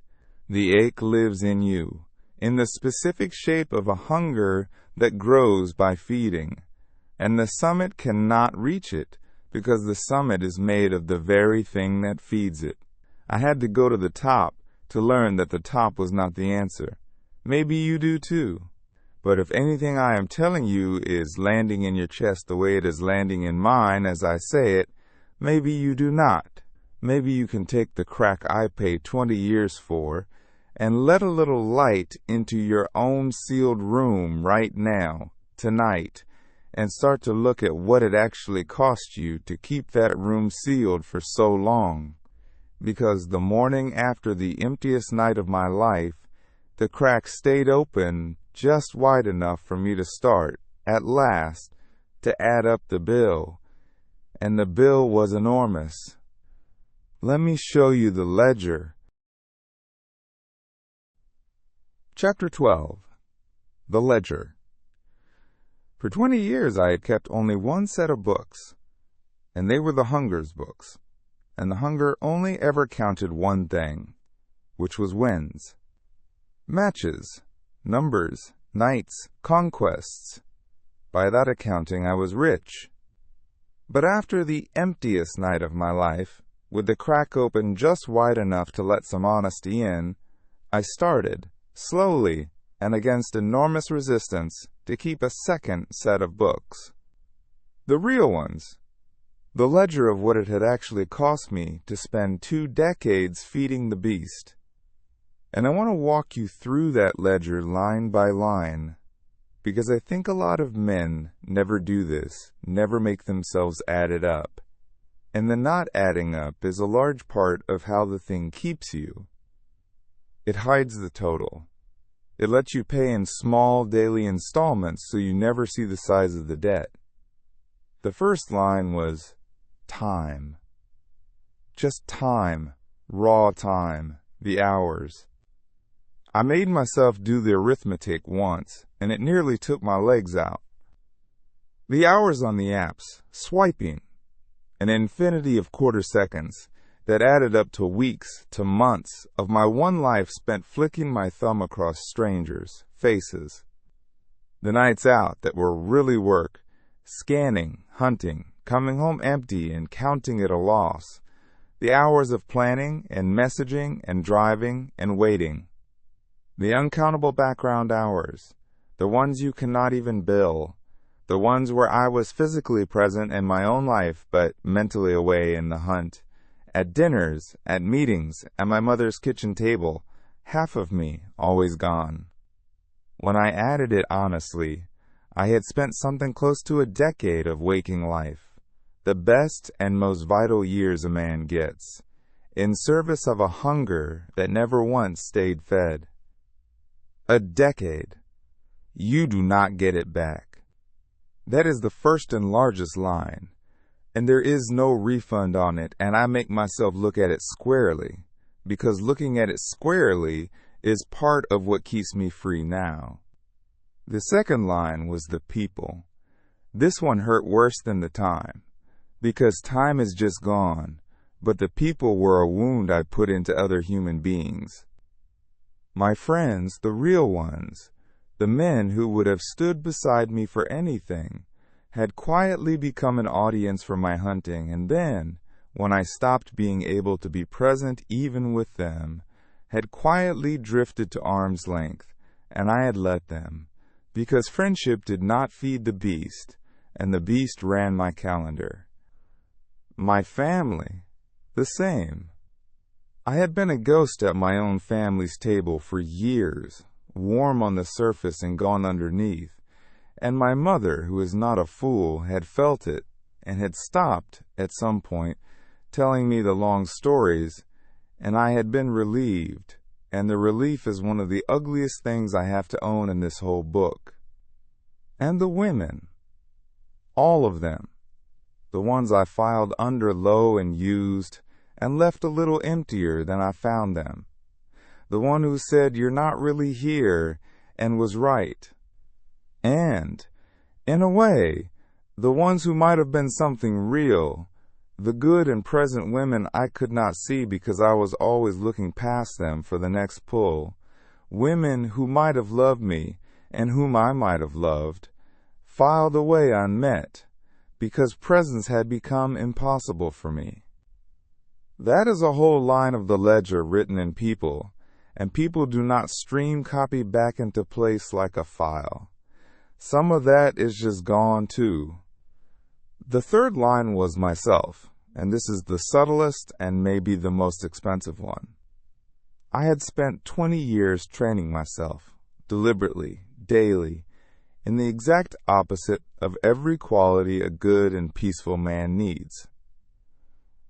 I had trained myself to be unable to sit still. I had trained myself to be unable to be satisfied. I had trained my own body, with the screen, to prefer the counterfeit to the real. I had trained my moods to be for sale to strangers. I had trained myself to sort human beings by what they could feed me, and to feel a low contempt for the ones who could. And I had built, over all of it, a costume so convincing that I had half lost track of the man inside it. I had made myself, with tremendous discipline, into precisely the kind of man who cannot be happy, and I had called it ambition the whole way, and other people had called it success, and the joke was that I had genuinely become good at a great many things, and the one thing I had made myself catastrophically bad at was being a person at rest inside his own life. I want to say something to the men who are keeping only the Hungers books right now. The men who, if you ask them, would tell you they are doing great, they have options, they are winning. I was you. I would have told you the same thing, with the same easy confidence, right up until the emptiest night of my life. And the confidence was real, and the winning was real, and none of it touched the ledger, because the ledger is kept in a different currency, and you can be enormously rich in the Hungers currency, and bankrupt in the real one at the very same time, and most men never find this out until something forces the second set of books open. Mine got forced open by getting everything I wanted. Yours might get forced open by that, or by a loss, or by a quiet ordinary Tuesday when you catch your own face at rest in a dark window and do not recognize it. However it comes, when it comes, do not slam the book shut again. Read them. The total is horrifying, but the horror is the beginning of freedom, because you cannot walk out of a trap you will not admit you are in. I read my ledger finally, at the age of 30-something, sitting with a total I could barely stand to look at.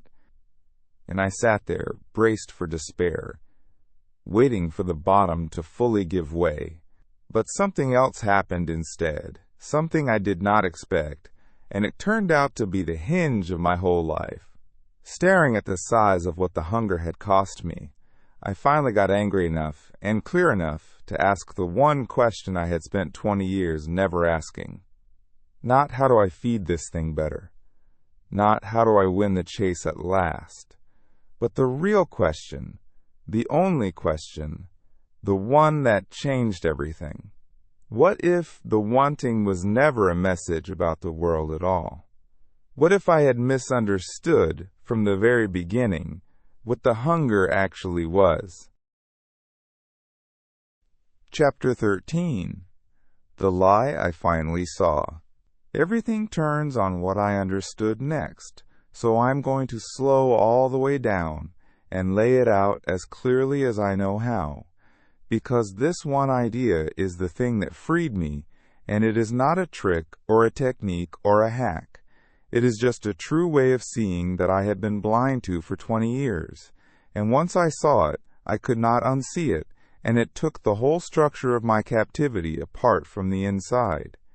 For my entire life I had believed, without ever once examining it, that the wanting was a message, that the hunger was information about the world, telling me that something was missing out there, and that if I could just go get the missing thing, acquire it, possess it, the message would be delivered, the need would be met, and the wanting would fall silent, the way hunger for food falls silent when you eat. That belief is so deep and so obvious that most men never even see it as a belief. It just feels like reality. I want a woman, therefore something in me needs a woman, therefore getting the woman will meet the need. It is airtight. It is also completely wrong, and the proof that it is wrong was sitting in my own experience the entire time, and I had refused to read it. Here is the proof. Real hunger, hunger for food, gets smaller when you feed it. You eat, and the wanting decreases, and eventually it stops, and you are at peace, and you do not want more food. In fact, the thought of more becomes unpleasant. That is what a true need does. It can be filled, and when it is filled, it rests. Now look at the hunger I had been living inside. Every single time I fed it, it got bigger. Every conquest made the next one more necessary, not less. Every night with a woman bought me a few hours of quiet, and then returned the wanting to me larger than before. 20 years of feeding it had not brought it 1 inch closer to rest. It was bigger at 37 than it had been at 17, after all that feeding, not smaller. That is not the behavior of a need. A need that grows when you meet it is not a need at all. It is an appetite of a different kind. It is a fire, and a fire does not want to be put out by fuel. A fire is the process of consuming fuel. Feeding it is not the solution to it. Feeding it is what it is. That was the lie. Laid bare, finally, in one sentence. I had spent my life trying to satisfy my way out of a hunger that grows by being satisfied. I had been trying to put out a fire by pouring gasoline on it and wondering, each time it flared higher, why the flames would not die. And the hunger had helped me misread the flare every single time. When I fed it and it roared back bigger, it never once let me conclude the obvious, that feeding was the problem. It always whispered the other thing, the thing that kept me useful to it. You just have not fed it enough yet. You have not fed it the right thing yet. A little more. A better one. The next one. And I had believed the whisper for 2 decades, because the whisper is the voice of the fire itself, and the fire is very, very good at making sure you keep bringing wood. Once I saw that, a second thing came clear, and it was almost unbearable in its simplicity. If the fire grows by feeding, then it must shrink by not feeding. If every time I fed the hunger it got bigger, then the hunger was not a fixed fact of my nature that I had to serve for the rest of my life. It was a variable. It was a thing I was, with my own hands, keeping enormous, by feeding it constantly, all day, with the apps and the hunt and the screen and the endless low simmer of scanning every room. I had assumed my whole life that the size of my hunger was just who I was, a high desire man, a man built to chase, and that my only options were to feed it or to suffer it. And it was never who I was, it was who I was making myself, meal by meal, feeding by feeding. The intensity I thought was my nature was actually my habit. And a habit, unlike a nature, can be changed, not easily, not quickly, but it was not fixed. It had never been fixed. The bars of the cage were made of my own daily feeding, and that meant, for the first time in my life, I could see that there might be a way out, and the way out was not more, the way out was less. I need to be careful here, because this is where a certain kind of man hears the word less and thinks I am telling him to become a stone, to kill his desire, to hate the fire, and stamp it out, and live as some gray, sexless, joyless monk. That is not what I am saying, and it is not what happened to me. And if that is what you heard the hunger talking, because that is exactly how the hunger defends itself.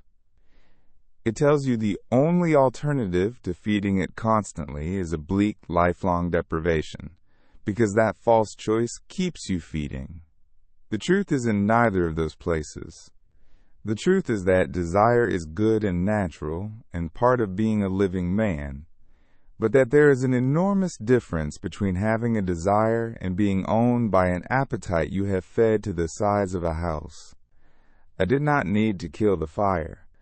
I needed to stop pouring gasoline on it every hour of every day so that it could come back down to the size of a hearth, a fire in a fireplace, a warmth I could live alongside instead of an inferno that ran my life.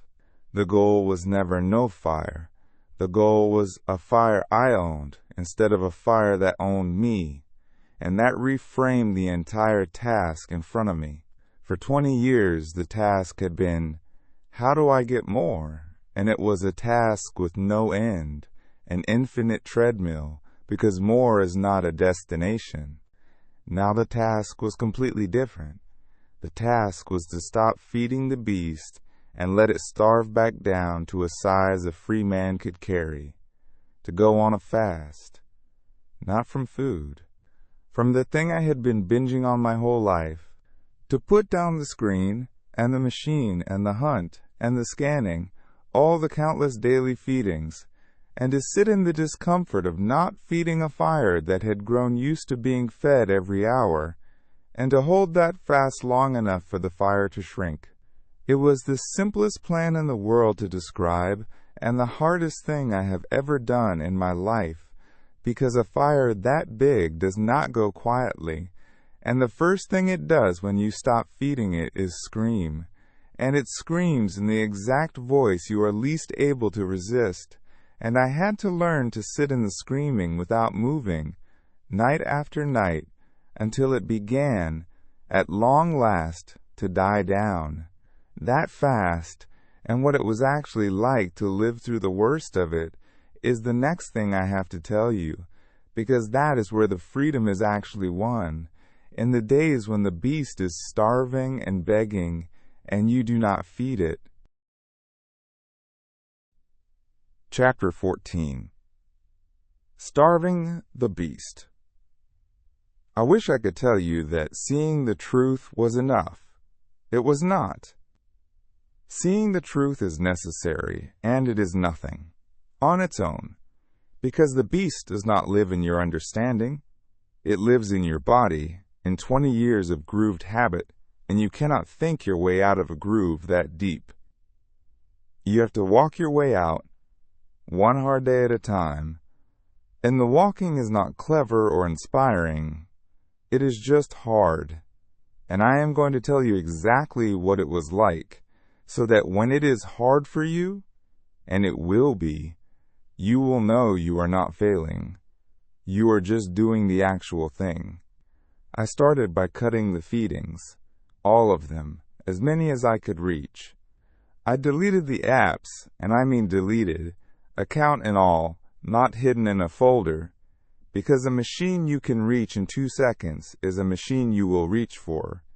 I put brutal, unlovely blocks on the screen, the porn, at the level of the network, in a way that my future self at 2 in the morning could not easily undo, because I had learned the hard way that my future self at 2 in the morning was not to be trusted, was in fact the beast itself wearing my face, and the only person who could protect that man was the clear-eyed one setting the traps in the afternoon.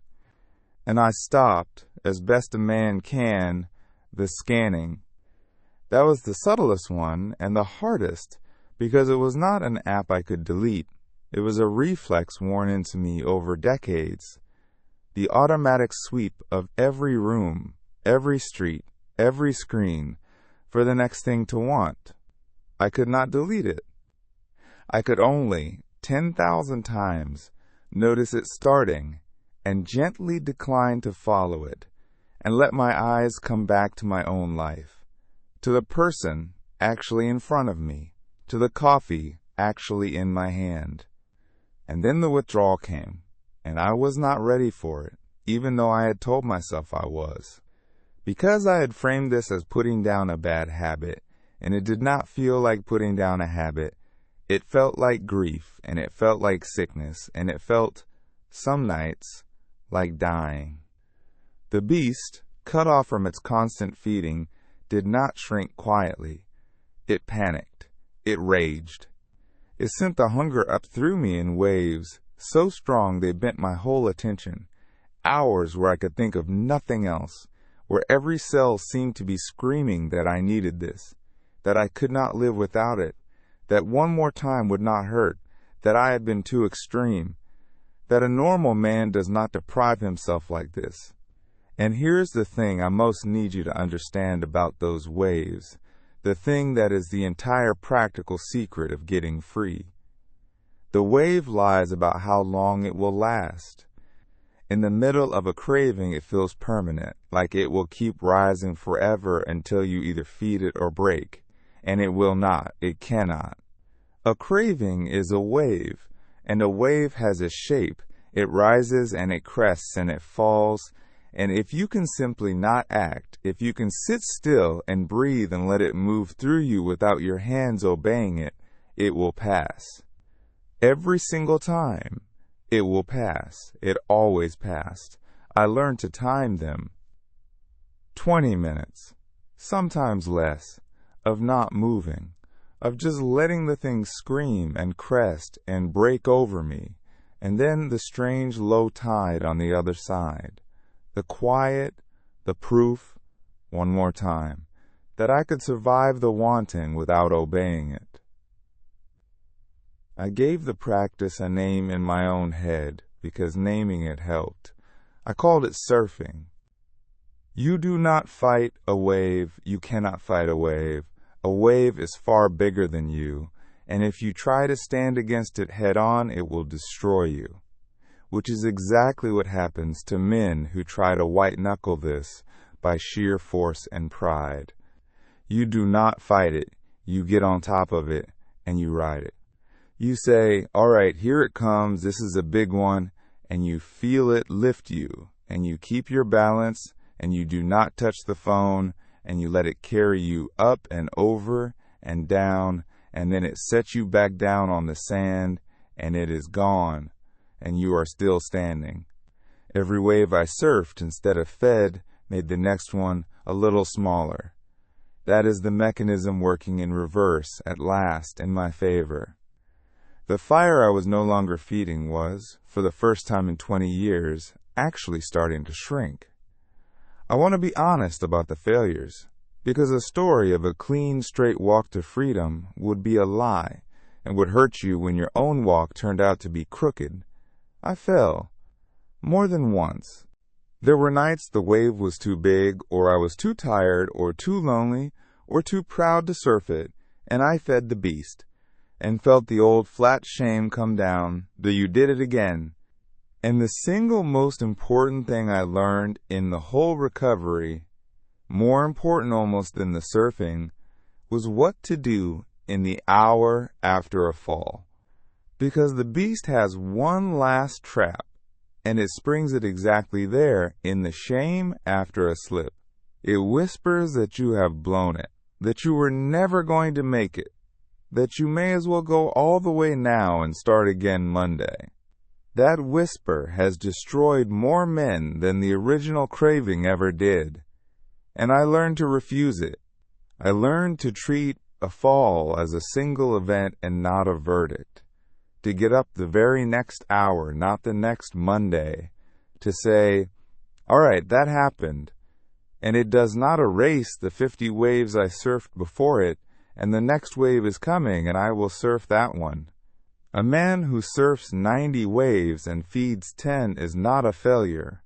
He is a man whose fire is starving, because the math is what matters, the direction is what matters, and the direction was, at last, down. It took a long time. I will not lie to you and give you a number of days as if there is a finish line, because it was not weeks, it was months into years, and the shape of it was not a wall I broke through, but a tide that slowly went out. But somewhere in there, and I could not tell you the exact day, the waves got smaller and further apart and less convincing, and one morning I realized I had gone a whole day without the scanning, without the reaching, without the low fever under everything, and that the day had been quiet, and that the quiet had not felt like deprivation. It had felt like peace. The fire was still there. It had not died. But it had come down to the size of a hearth, and I was sitting beside it instead of inside it, and for the first time since I was 12 years old at a window, I was the one holding the poker. And into the enormous space that opened up when I stopped pouring my whole life into that fire, things started to come back. Things I had forgotten I had lost. That is the part nobody tells you, the part that turns this from a story of grim deprivation into the best decision I ever made. And it is what I want to tell you about next. Because when you stop feeding the beast, you do not just get a smaller beast. You get your life back, and it comes back in a specific and startling order, and the first thing that returned nearly brought me to my knees with how much I had missed it. Chapter 15. What came back? The first thing that came back was the mornings, and I did not see it coming, and it undid me a little the first time I really noticed it. For 20 years my mornings had belonged to the beast. The first conscious act of my day, before my eyes were fully open, had been the hand finding the phone, the thumb finding the machine, the whole nervous system lit or darkened by numbers before I had drawn a single free breath. I had not owned a morning in 2 decades. And then one day, some weeks into the fast, I woke up, and there was no reach, because there was nothing to reach for, and I lay there in the plain gray light with nothing pulling at me, and I felt the strangest sensation, and it took me a moment to identify it because it had been so long. I felt calm. I felt like the day in front of me was mine. I got up and made coffee and stood at the window and drank it and watched the street wake up, and I was just a man having a morning, and it was so quiet and so ordinary and so completely free of the fever that I had to set the cup down, because I realized I was grieving all the mornings I had fed to a hunger that never once thanked me, and grieving, too, with something underneath the grief that I slowly understood was joy, because I had just discovered that they were not gone, that mornings still existed, that I could have them again, that I had gotten one back. Then came the focus, and this one I can describe almost physically. For most of my adult life, my attention had been split. Always. A portion of it permanently reserved for the hunt, running in the background like a program you cannot close, draining the battery of everything else. I had never in 20 years given a single thing my whole mind, because a piece of my mind was always away, scanning, wanting, half gone. And as the fire came down, that piece came home. I would be working and realize that all of me was there, in the work, not most of me, all of me, and the work went deeper and came easier and meant more, because a whole man was doing it instead of a fraction of one. I could read a book again, a real book, for an hour and stay inside it, which I had not been able to do for years without the itch pulling me out. I could sit with a friend and be entirely in the conversation. The world stopped being a thing I watched through a dirty window from the next room and became, again, a thing I was actually standing inside of. The gray lifted. Not because I had finally acquired something bright, because I had stopped bleeding my aliveness into the fire, and the aliveness, no longer spent, was free at last to touch ordinary things. And ordinary things, it turns out, are not gray at all. They only look gray to a man whose color is all being drained somewhere else. And then there was the energy. And here I have to be careful, because this is the place where men in this territory go a little strange and start making mystical claims. And I am not going to make mystical claims. I am going to tell you only what I actually felt in my actual body.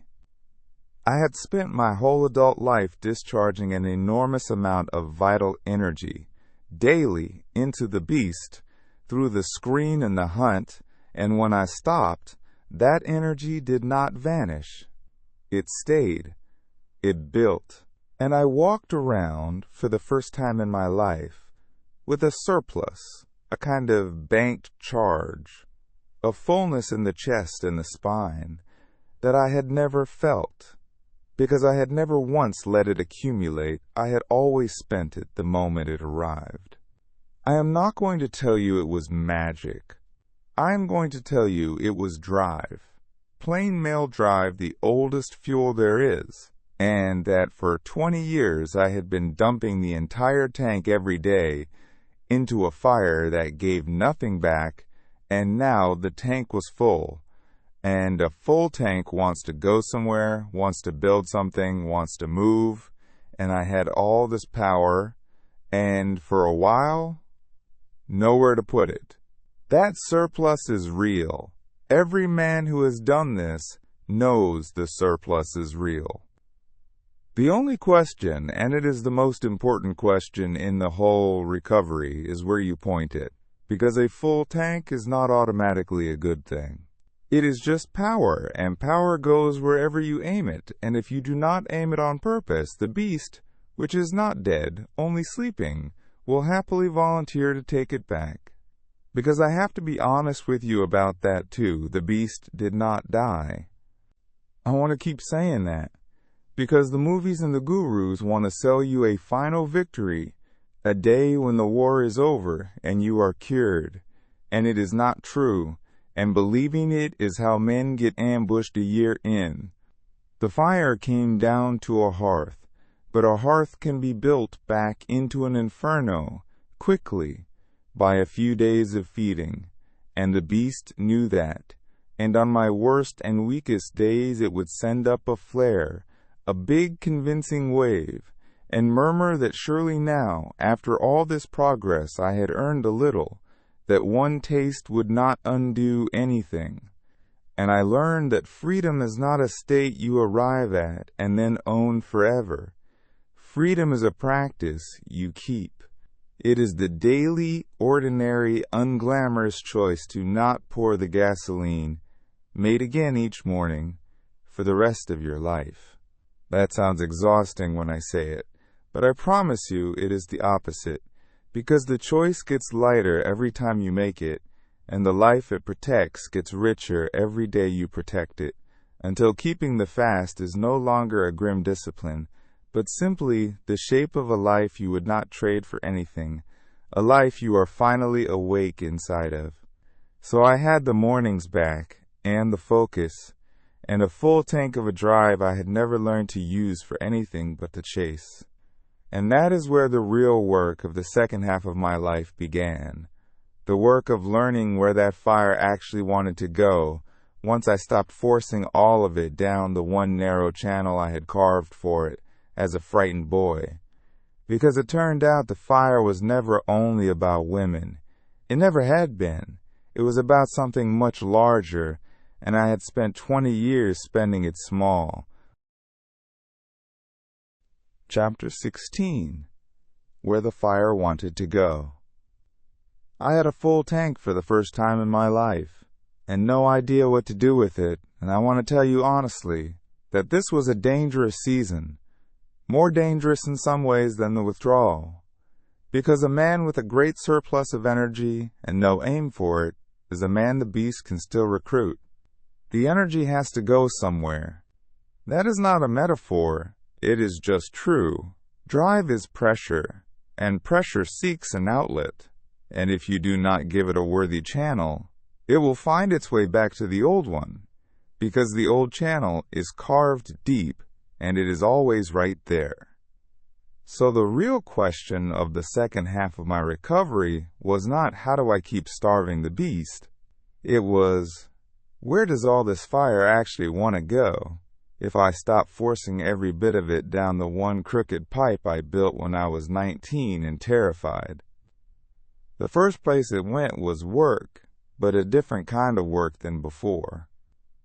All my life I had worked for the vow, worked to become wantable, worked so that one day I could walk back into the room. Now the engine was gone, and I braced to lose my drive along with it, and the opposite happened.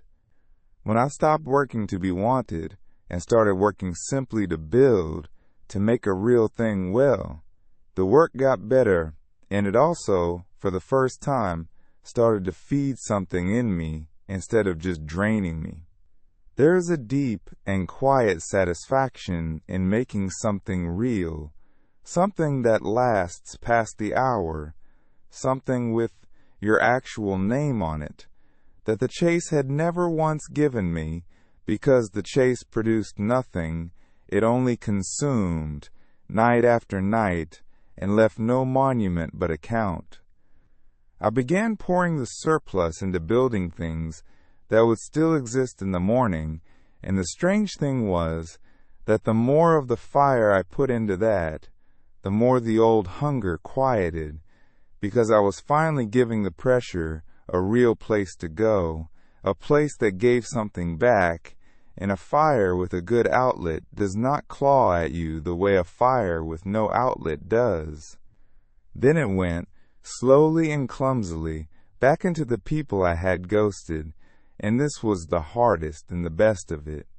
I went back to my friends, the real ones, the men who had drifted to arm's length while I stared at screens, and I did not make a speech. Men do not do that. I just started showing up, actually showing up, all of me in the room instead of half of me. And some of those friendships came back to life, and a couple did not, and I had to accept that some doors closed and stay closed, and that this too was on the ledger and could not be fully undone. I went back to my family. I sat at my mother's table and I asked her to tell me the long stories, the ones I used to endure with my hand itching for the phone. And I listened to them, the whole way through, present, and I watched her face light up at being actually heard by her son, and I understood that I had been starving that too for years, some quiet good thing between a mother and a son, starving it to feed a fire that gave me nothing, and I sat there and let it be given back, and did not reach for anything the entire time.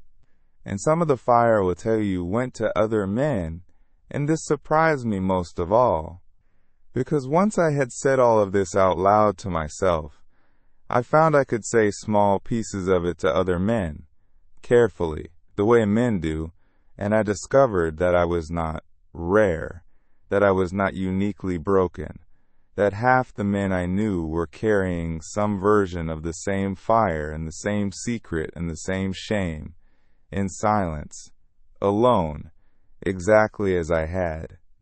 There is a particular strength that comes back to a man when he stops being alone with this, when he finds even one other man he can be honest with about it, and I began, quietly, to be that for a few younger men who reminded me of myself, and pouring the fire into that, into being for someone else the voice I never had, turned out to give back more than almost anything. The hunger had made me see every man as competition and every woman as supply, a whole world of rivals and prey, And here was the fire finding out that it could be spent on brotherhood, on lifting instead of taking. And it liked that. It settled into that. It stopped clawing when it had that. I want to name plainly what I think was really happening under all of these particular channels, because I think it is the true thing and I do not want to leave it vague. The fire was never really about women. It never had been. What I have been calling lust my whole life was the raw life force of a living man, the same power that builds and makes and fathers and fights and creates. And I had taken that vast river and, out of an old boyhood wound, forced the entire thing down a single narrow channel, the channel of chasing women, and then spent 20 years amazed that a river forced down one narrow pipe produced so much pressure and so little life. When I finally opened the other channels, when I let the river run into work and friendship and family and service and building and the plain use of my own days, the pressure in the one old pipe dropped to something a man can live with, not because I had defeated my desire, but because I had finally stopped asking one narrow part of my life to carry the entire flood of my aliveness. Desire took its proper size the moment it stopped being the only outlet I had. That is the deepest thing I learned, and I would put it above all the technique. You do not conquer the fire by hating it. You free yourself from its tyranny by giving it more than one place to go. None of this made me a saint, and I want to be clear about that so you do not measure yourself against a man who does not exist. I still have desire. I still notice a beautiful woman. The fire is still lit, and it is a good fire now, a warm one, and I am glad it is not out. What changed is that it no longer runs the house. It is a guest now, not the landlord. And there was one more thing I had to learn before I could really live in that new house in peace. One more skill I had never once possessed in my whole life, and it was, of all things, the simplest and most human thing there is. I had to learn how to be in the same room as a woman I found attractive without hunting her. I had to learn how to simply be near her as a person and let her be a person and want nothing from it, and I had no idea how, because I had never done it. Not once in my entire life. Chapter 17. Being near her without hunting. I was a grown man, well past 30, and I did not know how to be in a room with a woman I found attractive and simply let her exist. I want you to sit with how strange that is, and how sad, and how common. Every single time in my life that I had been near a woman who drew me, some machine had switched on, instantly, below my awareness, and from that moment she was not a person to me, she was a target, and everything I did, every word, every glance, every ounce of charm, was a move in a game whose only goal was to get something from her. I had never once, in my whole life, been near a woman I desired and wanted nothing from her. I did not even know it was possible. I thought the wanting something was just what being a man near a woman was. So this was the last thing I had to learn, and it was the most human and the most basic, and I had to learn it from zero, like a boy in my 30s. And the way I learned it was simply by doing the opposite of everything the hunter in me screamed to do. When the machine switched on, when I felt the old orientation begin, the sizing up, the angle finding, the low hum of the hunt, I learned to notice it, and to set it down, the same way I had learned to set down the scanning, and to just be there instead. To listen to what she was actually saying, instead of calculating what to say back. To let there be a silence I did not rush to fill with a move. To be curious about her as a person, an actual person, with a life that had nothing to do with me, rather than as a source of a feeling I needed. It was awkward at first. Clumsy, like using a hand that had been asleep for 20 years. But something happened the first few times I managed it that I was not prepared for, and it changed everything. What happened was relief. Enormous, unexpected, physical relief. Because it turns out that the hunt is exhausting, that being always on, always working, always needing an outcome, is a weight you carry so constantly you forget it is a weight. And when I finally set it down in front of a woman and just let her be a person and let myself want nothing, I felt lighter than I had ever felt in the presence of a woman in my life. The pressure was gone. The performance was gone.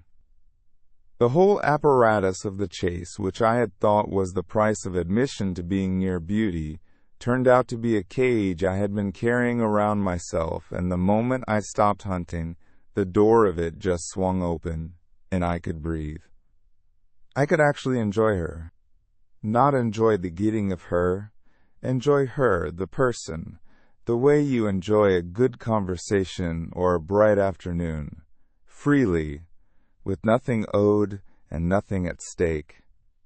And here is the thing that would have been impossible for the old me to believe. Women could feel it. They could feel that I wanted nothing from them, and it did not make me less to them. It made me safe, and safe is a thing women almost never get from a man who desires them, and it is worth more than every line I ever learned. Real conversation started happening, the kind I had never had in 20 years of chasing, because you cannot have a real conversation with someone you are hunting. The hunt poisons the well. The other person always feels the angle, even when they cannot name it. With the angle gone, people opened. Women who would have felt the old me coming a mile away and closed, quite rightly, sat and talked with the new me for hours. As a friend, as a person, because there was finally nothing to defend against. I had spent my whole life trying to get close to women through wanting them, and it had kept every one of them at exactly arm's length, and now, wanting nothing, I was closer to women as human beings than I had ever been in my life. I think about this a great deal, because it is the final proof of the whole thesis, the last brick. The hunt does not just fail to make you happy. It makes the very thing you are hunting for impossible. What I had actually wanted, under all of it, from the girl on the towel to the woman on the pedestal, was connection, closeness, to be met by another person and known.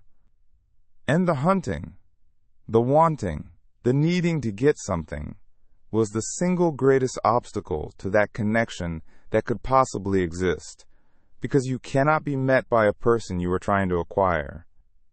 The acquiring is a wall. I had spent 20 years running at the wall, harder and harder, trying to break through to the closeness on the other side, and the running was building the wall higher. And all I had ever had to do was stop. Stop wanting the outcome.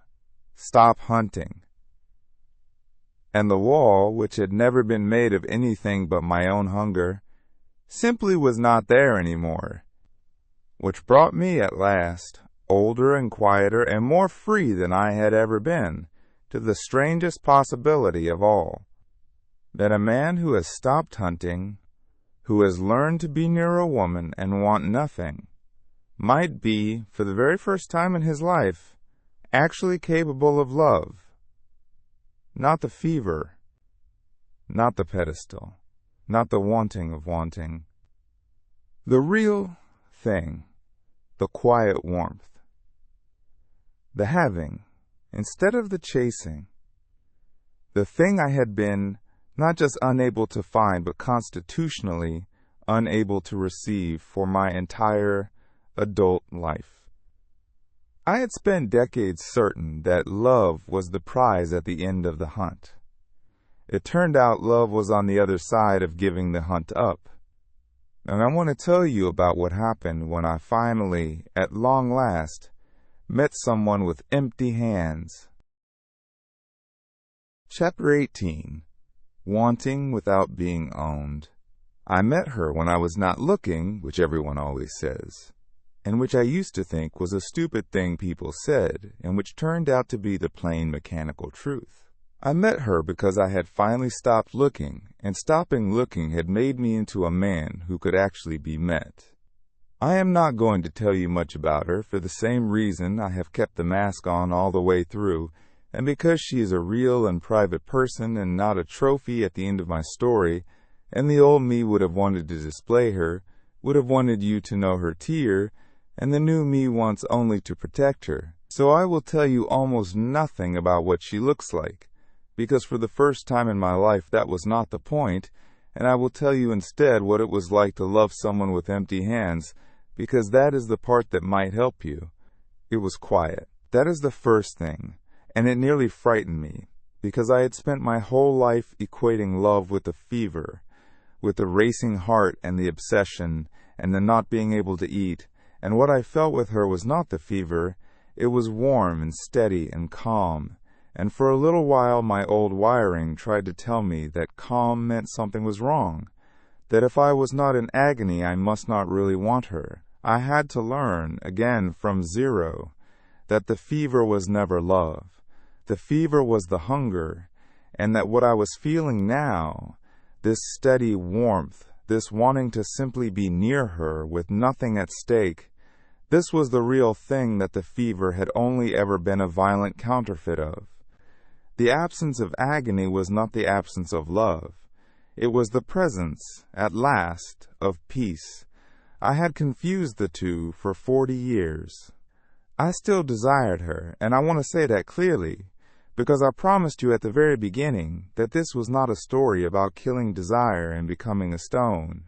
I desired her fully, but the desire had a completely different character now, because it was no longer the whole flood forced down one pipe. It was one warm current in a wide river that also ran through my work and my friendships and my family and my days. She was not carrying the entire weight of my aliveness anymore, the impossible weight I had once put on every woman, the demand that she be the single source of all my color and all my worth. That weight had crushed everything it ever landed on. Now I came to her already full, already alive, already a whole man with a whole life, and I wanted her not to fill a hole, but simply because she was herself and I loved her. And that is the only kind of wanting that does not slowly destroy the person it lands on. The old me could not have loved anyone, high tier or low, because the old me needed to be saved, and you cannot love a lifeguard. You can only cling to one, and drown you both. I had finally become a man who could stand in the water on his own, and it was only from there, standing on my own, that I could actually reach out a hand to someone rather than a hook. Desire is a guest, not a landlord. That is the whole of it, the thing I most want to leave you with from these years. Desire did not leave my house. I did not evict it, and I would not want to. But it does not own the house anymore. It does not decide what I do with my days, or where my attention goes, or whether I am happy this morning. It is a welcome guest that comes and sits by the fire, and I am glad of its company, and when it gets up and starts trying to rearrange the furniture, trying to run the place the way it used to, I notice, and I gently sit it back down, and the noticing and the sitting it back down is a thing I will do for the rest of my life, lightly, without drama, the way you keep any good thing. That is what mastery actually is. It is not the absence of the fire, it is being the one who holds the poker. For 20 years the fire held the poker, and I was the thing being stirred. Now I hold it. Nothing about my desire had to die for that to be true. Only the ownership had to change hands. I think about the men still in it.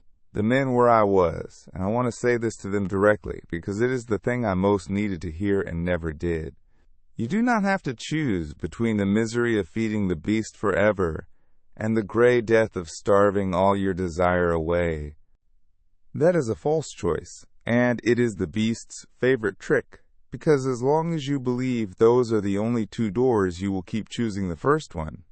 You will keep feeding, because at least feeding has moments of pleasure in it, and starvation sounds like nothing but loss. There is a third door.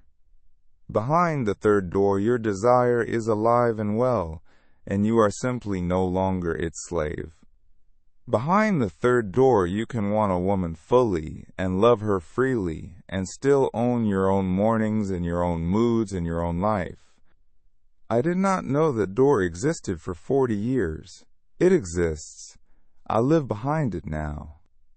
And I got to it not by finally winning the chase and not by killing my desire, but by the long, unglamorous work of taking the poker back into my own hand, one starved wave at a time, until the fire that had run my whole life came down to a warmth I could live beside. And that is where I actually live now, on the far side of all of it, in a life the 15-year-old under the water stain would not even have recognized as a victory, and which is the only real victory I have ever won. Let me tell you what an ordinary evening looks like there, in the quiet, on the other side of the hunger, so that you know exactly what it is I am telling you is possible. Chapter 19. Enough. Let me tell you about an ordinary evening now, because the ordinary evening is the whole prize, and if I described it to the man I used to be, he would have pitied me, and he would have been the fool, and I want you to understand why. It is a weeknight. Nothing is happening. There is no hunt, no plan, no venue, no scan, no fever, no woman I am working toward, no machine glowing on the nightstand waiting to tell me whether a stranger has chosen me today. The apps are gone, the screen is blocked, and, more than that, it is simply not wanted, the way a healed man does not crave the thing that once nearly killed him. I make dinner. I am fully there for the making of it, the knife, the heat, the smell, all of me in the small good task. Later I read, and I stay inside the book for an hour, all of me there too. The evening is quiet, and the quiet is not the gray anymore, the gray that used to send me reaching. The quiet is peace. It is the exact thing I spent 20 years and a fortune and half my life chasing through the bodies of women, and it turns out it was never in any of them, it was here, in an ordinary quiet evening owned by a man who is finally home inside his own life. The 15-year-old under the water stain would have looked at that evening and seen defeat. Where are the women? Where's the conquest? The proof? The tear, the story to tell. He built his whole life to escape exactly this quiet, because to him quiet meant invisible, quiet meant unwanted. Quiet meant the gentle blankness on Elena's face. He spent 20 years running from the quiet as fast as the costume could carry him. And the joke, the enormous cosmic joke at the center of my whole life, is that the quiet he was running from was the very thing he was actually looking for. He thought he was starving for women.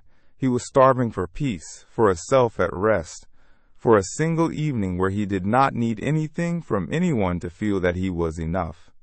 He just did not know that was what the ache was, so he kept feeding it women, and women were never the food, and the ache kept growing, and he kept running, right past the quiet for 2 decades, toward a treasure chest he had always known was empty. I called this chapter Enough, and I chose that word carefully because it is the word that the whole book turns toward, and it means 2 things at once, and I mean both of them. The first is the enough, of I have had enough, the line finally drawn, the fast begun, the poker taken back. And the second is the deeper one, the one that everything was really about from the start. It is the discovery that I am enough, that the invisible boy did not actually need to become wantable to a single other human being, in order to have the right to a good and peaceful life.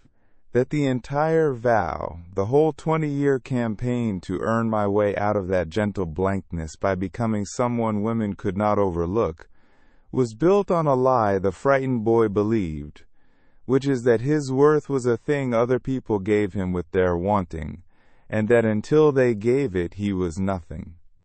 He was never nothing. He was a whole human being the entire time, from the very beginning, and if someone had been able to tell him that at 15 and make him believe it, the beast would never have been fed to the size of a house, and I would have my 20 years back. No one told me, so I am telling you. If you are the man I wrote this for, I know exactly where you are, because I was there for so long. I thought it was the only place a man like me could live. You are running the machine and hating yourself. You are scanning every room. You are drinking from one well, while the rest of your life goes gray. You are hunting the thing that makes real closeness impossible, and wondering why you are so alone in a life full of women. You think your desire is your nature, and your only choices are to serve it or suffer it. And you are so far inside the costume that you can barely feel the frightened boy anymore. But he is there, he is always there, and he is still starving, and no woman you ever catch is going to feed him, because he was never actually hungry for women. Hear me, he is hungry for peace. He is hungry to be told he is enough. And the wild, unbelievable, freely available truth is that the moment you stop feeding the beast and start giving that boy the thing he actually needs, the whole 20-year sentence begins, quietly, to end. I am not going to pretend the road is short, or that I am fully healed, or that the beast is dead. I told you it is not dead. It sleeps by my hearth, and some nights it stirs, and I keep the poker in my own hand. And I will for the rest of my life, and that is not a burden, it is simply the shape of a free man's days. What I am is out. I am on the other side of the thing that ran my whole life, and I can tell you with my whole chest that the other side is real, and that it is quiet, and that the quiet is the best thing that has ever happened to me, and that I would not trade one ordinary peaceful evening of it back for every woman I ever chased and every dollar I ever made trying to become the man who could. So that is the whole true story, told behind a mask so that the ache in it could stay perfectly true. A boy at a window, a hunger installed too early and fed too long, a costume, a vow, a machine, a chase, and a treasure chest that was always empty, and then a crack, and a ledger, and one simple, terrible, liberating truth, that you cannot satisfy your way out of a fire, you can only starve it back down to a warmth, and a full tank, and a set of open channels, and a quiet evening, and the discovery, 40 years late and right on time, that a man is enough exactly as he is, and that peace was never out there in anyone. It was always in here, waiting, patient, for the day he finally stopped running long enough to feel it.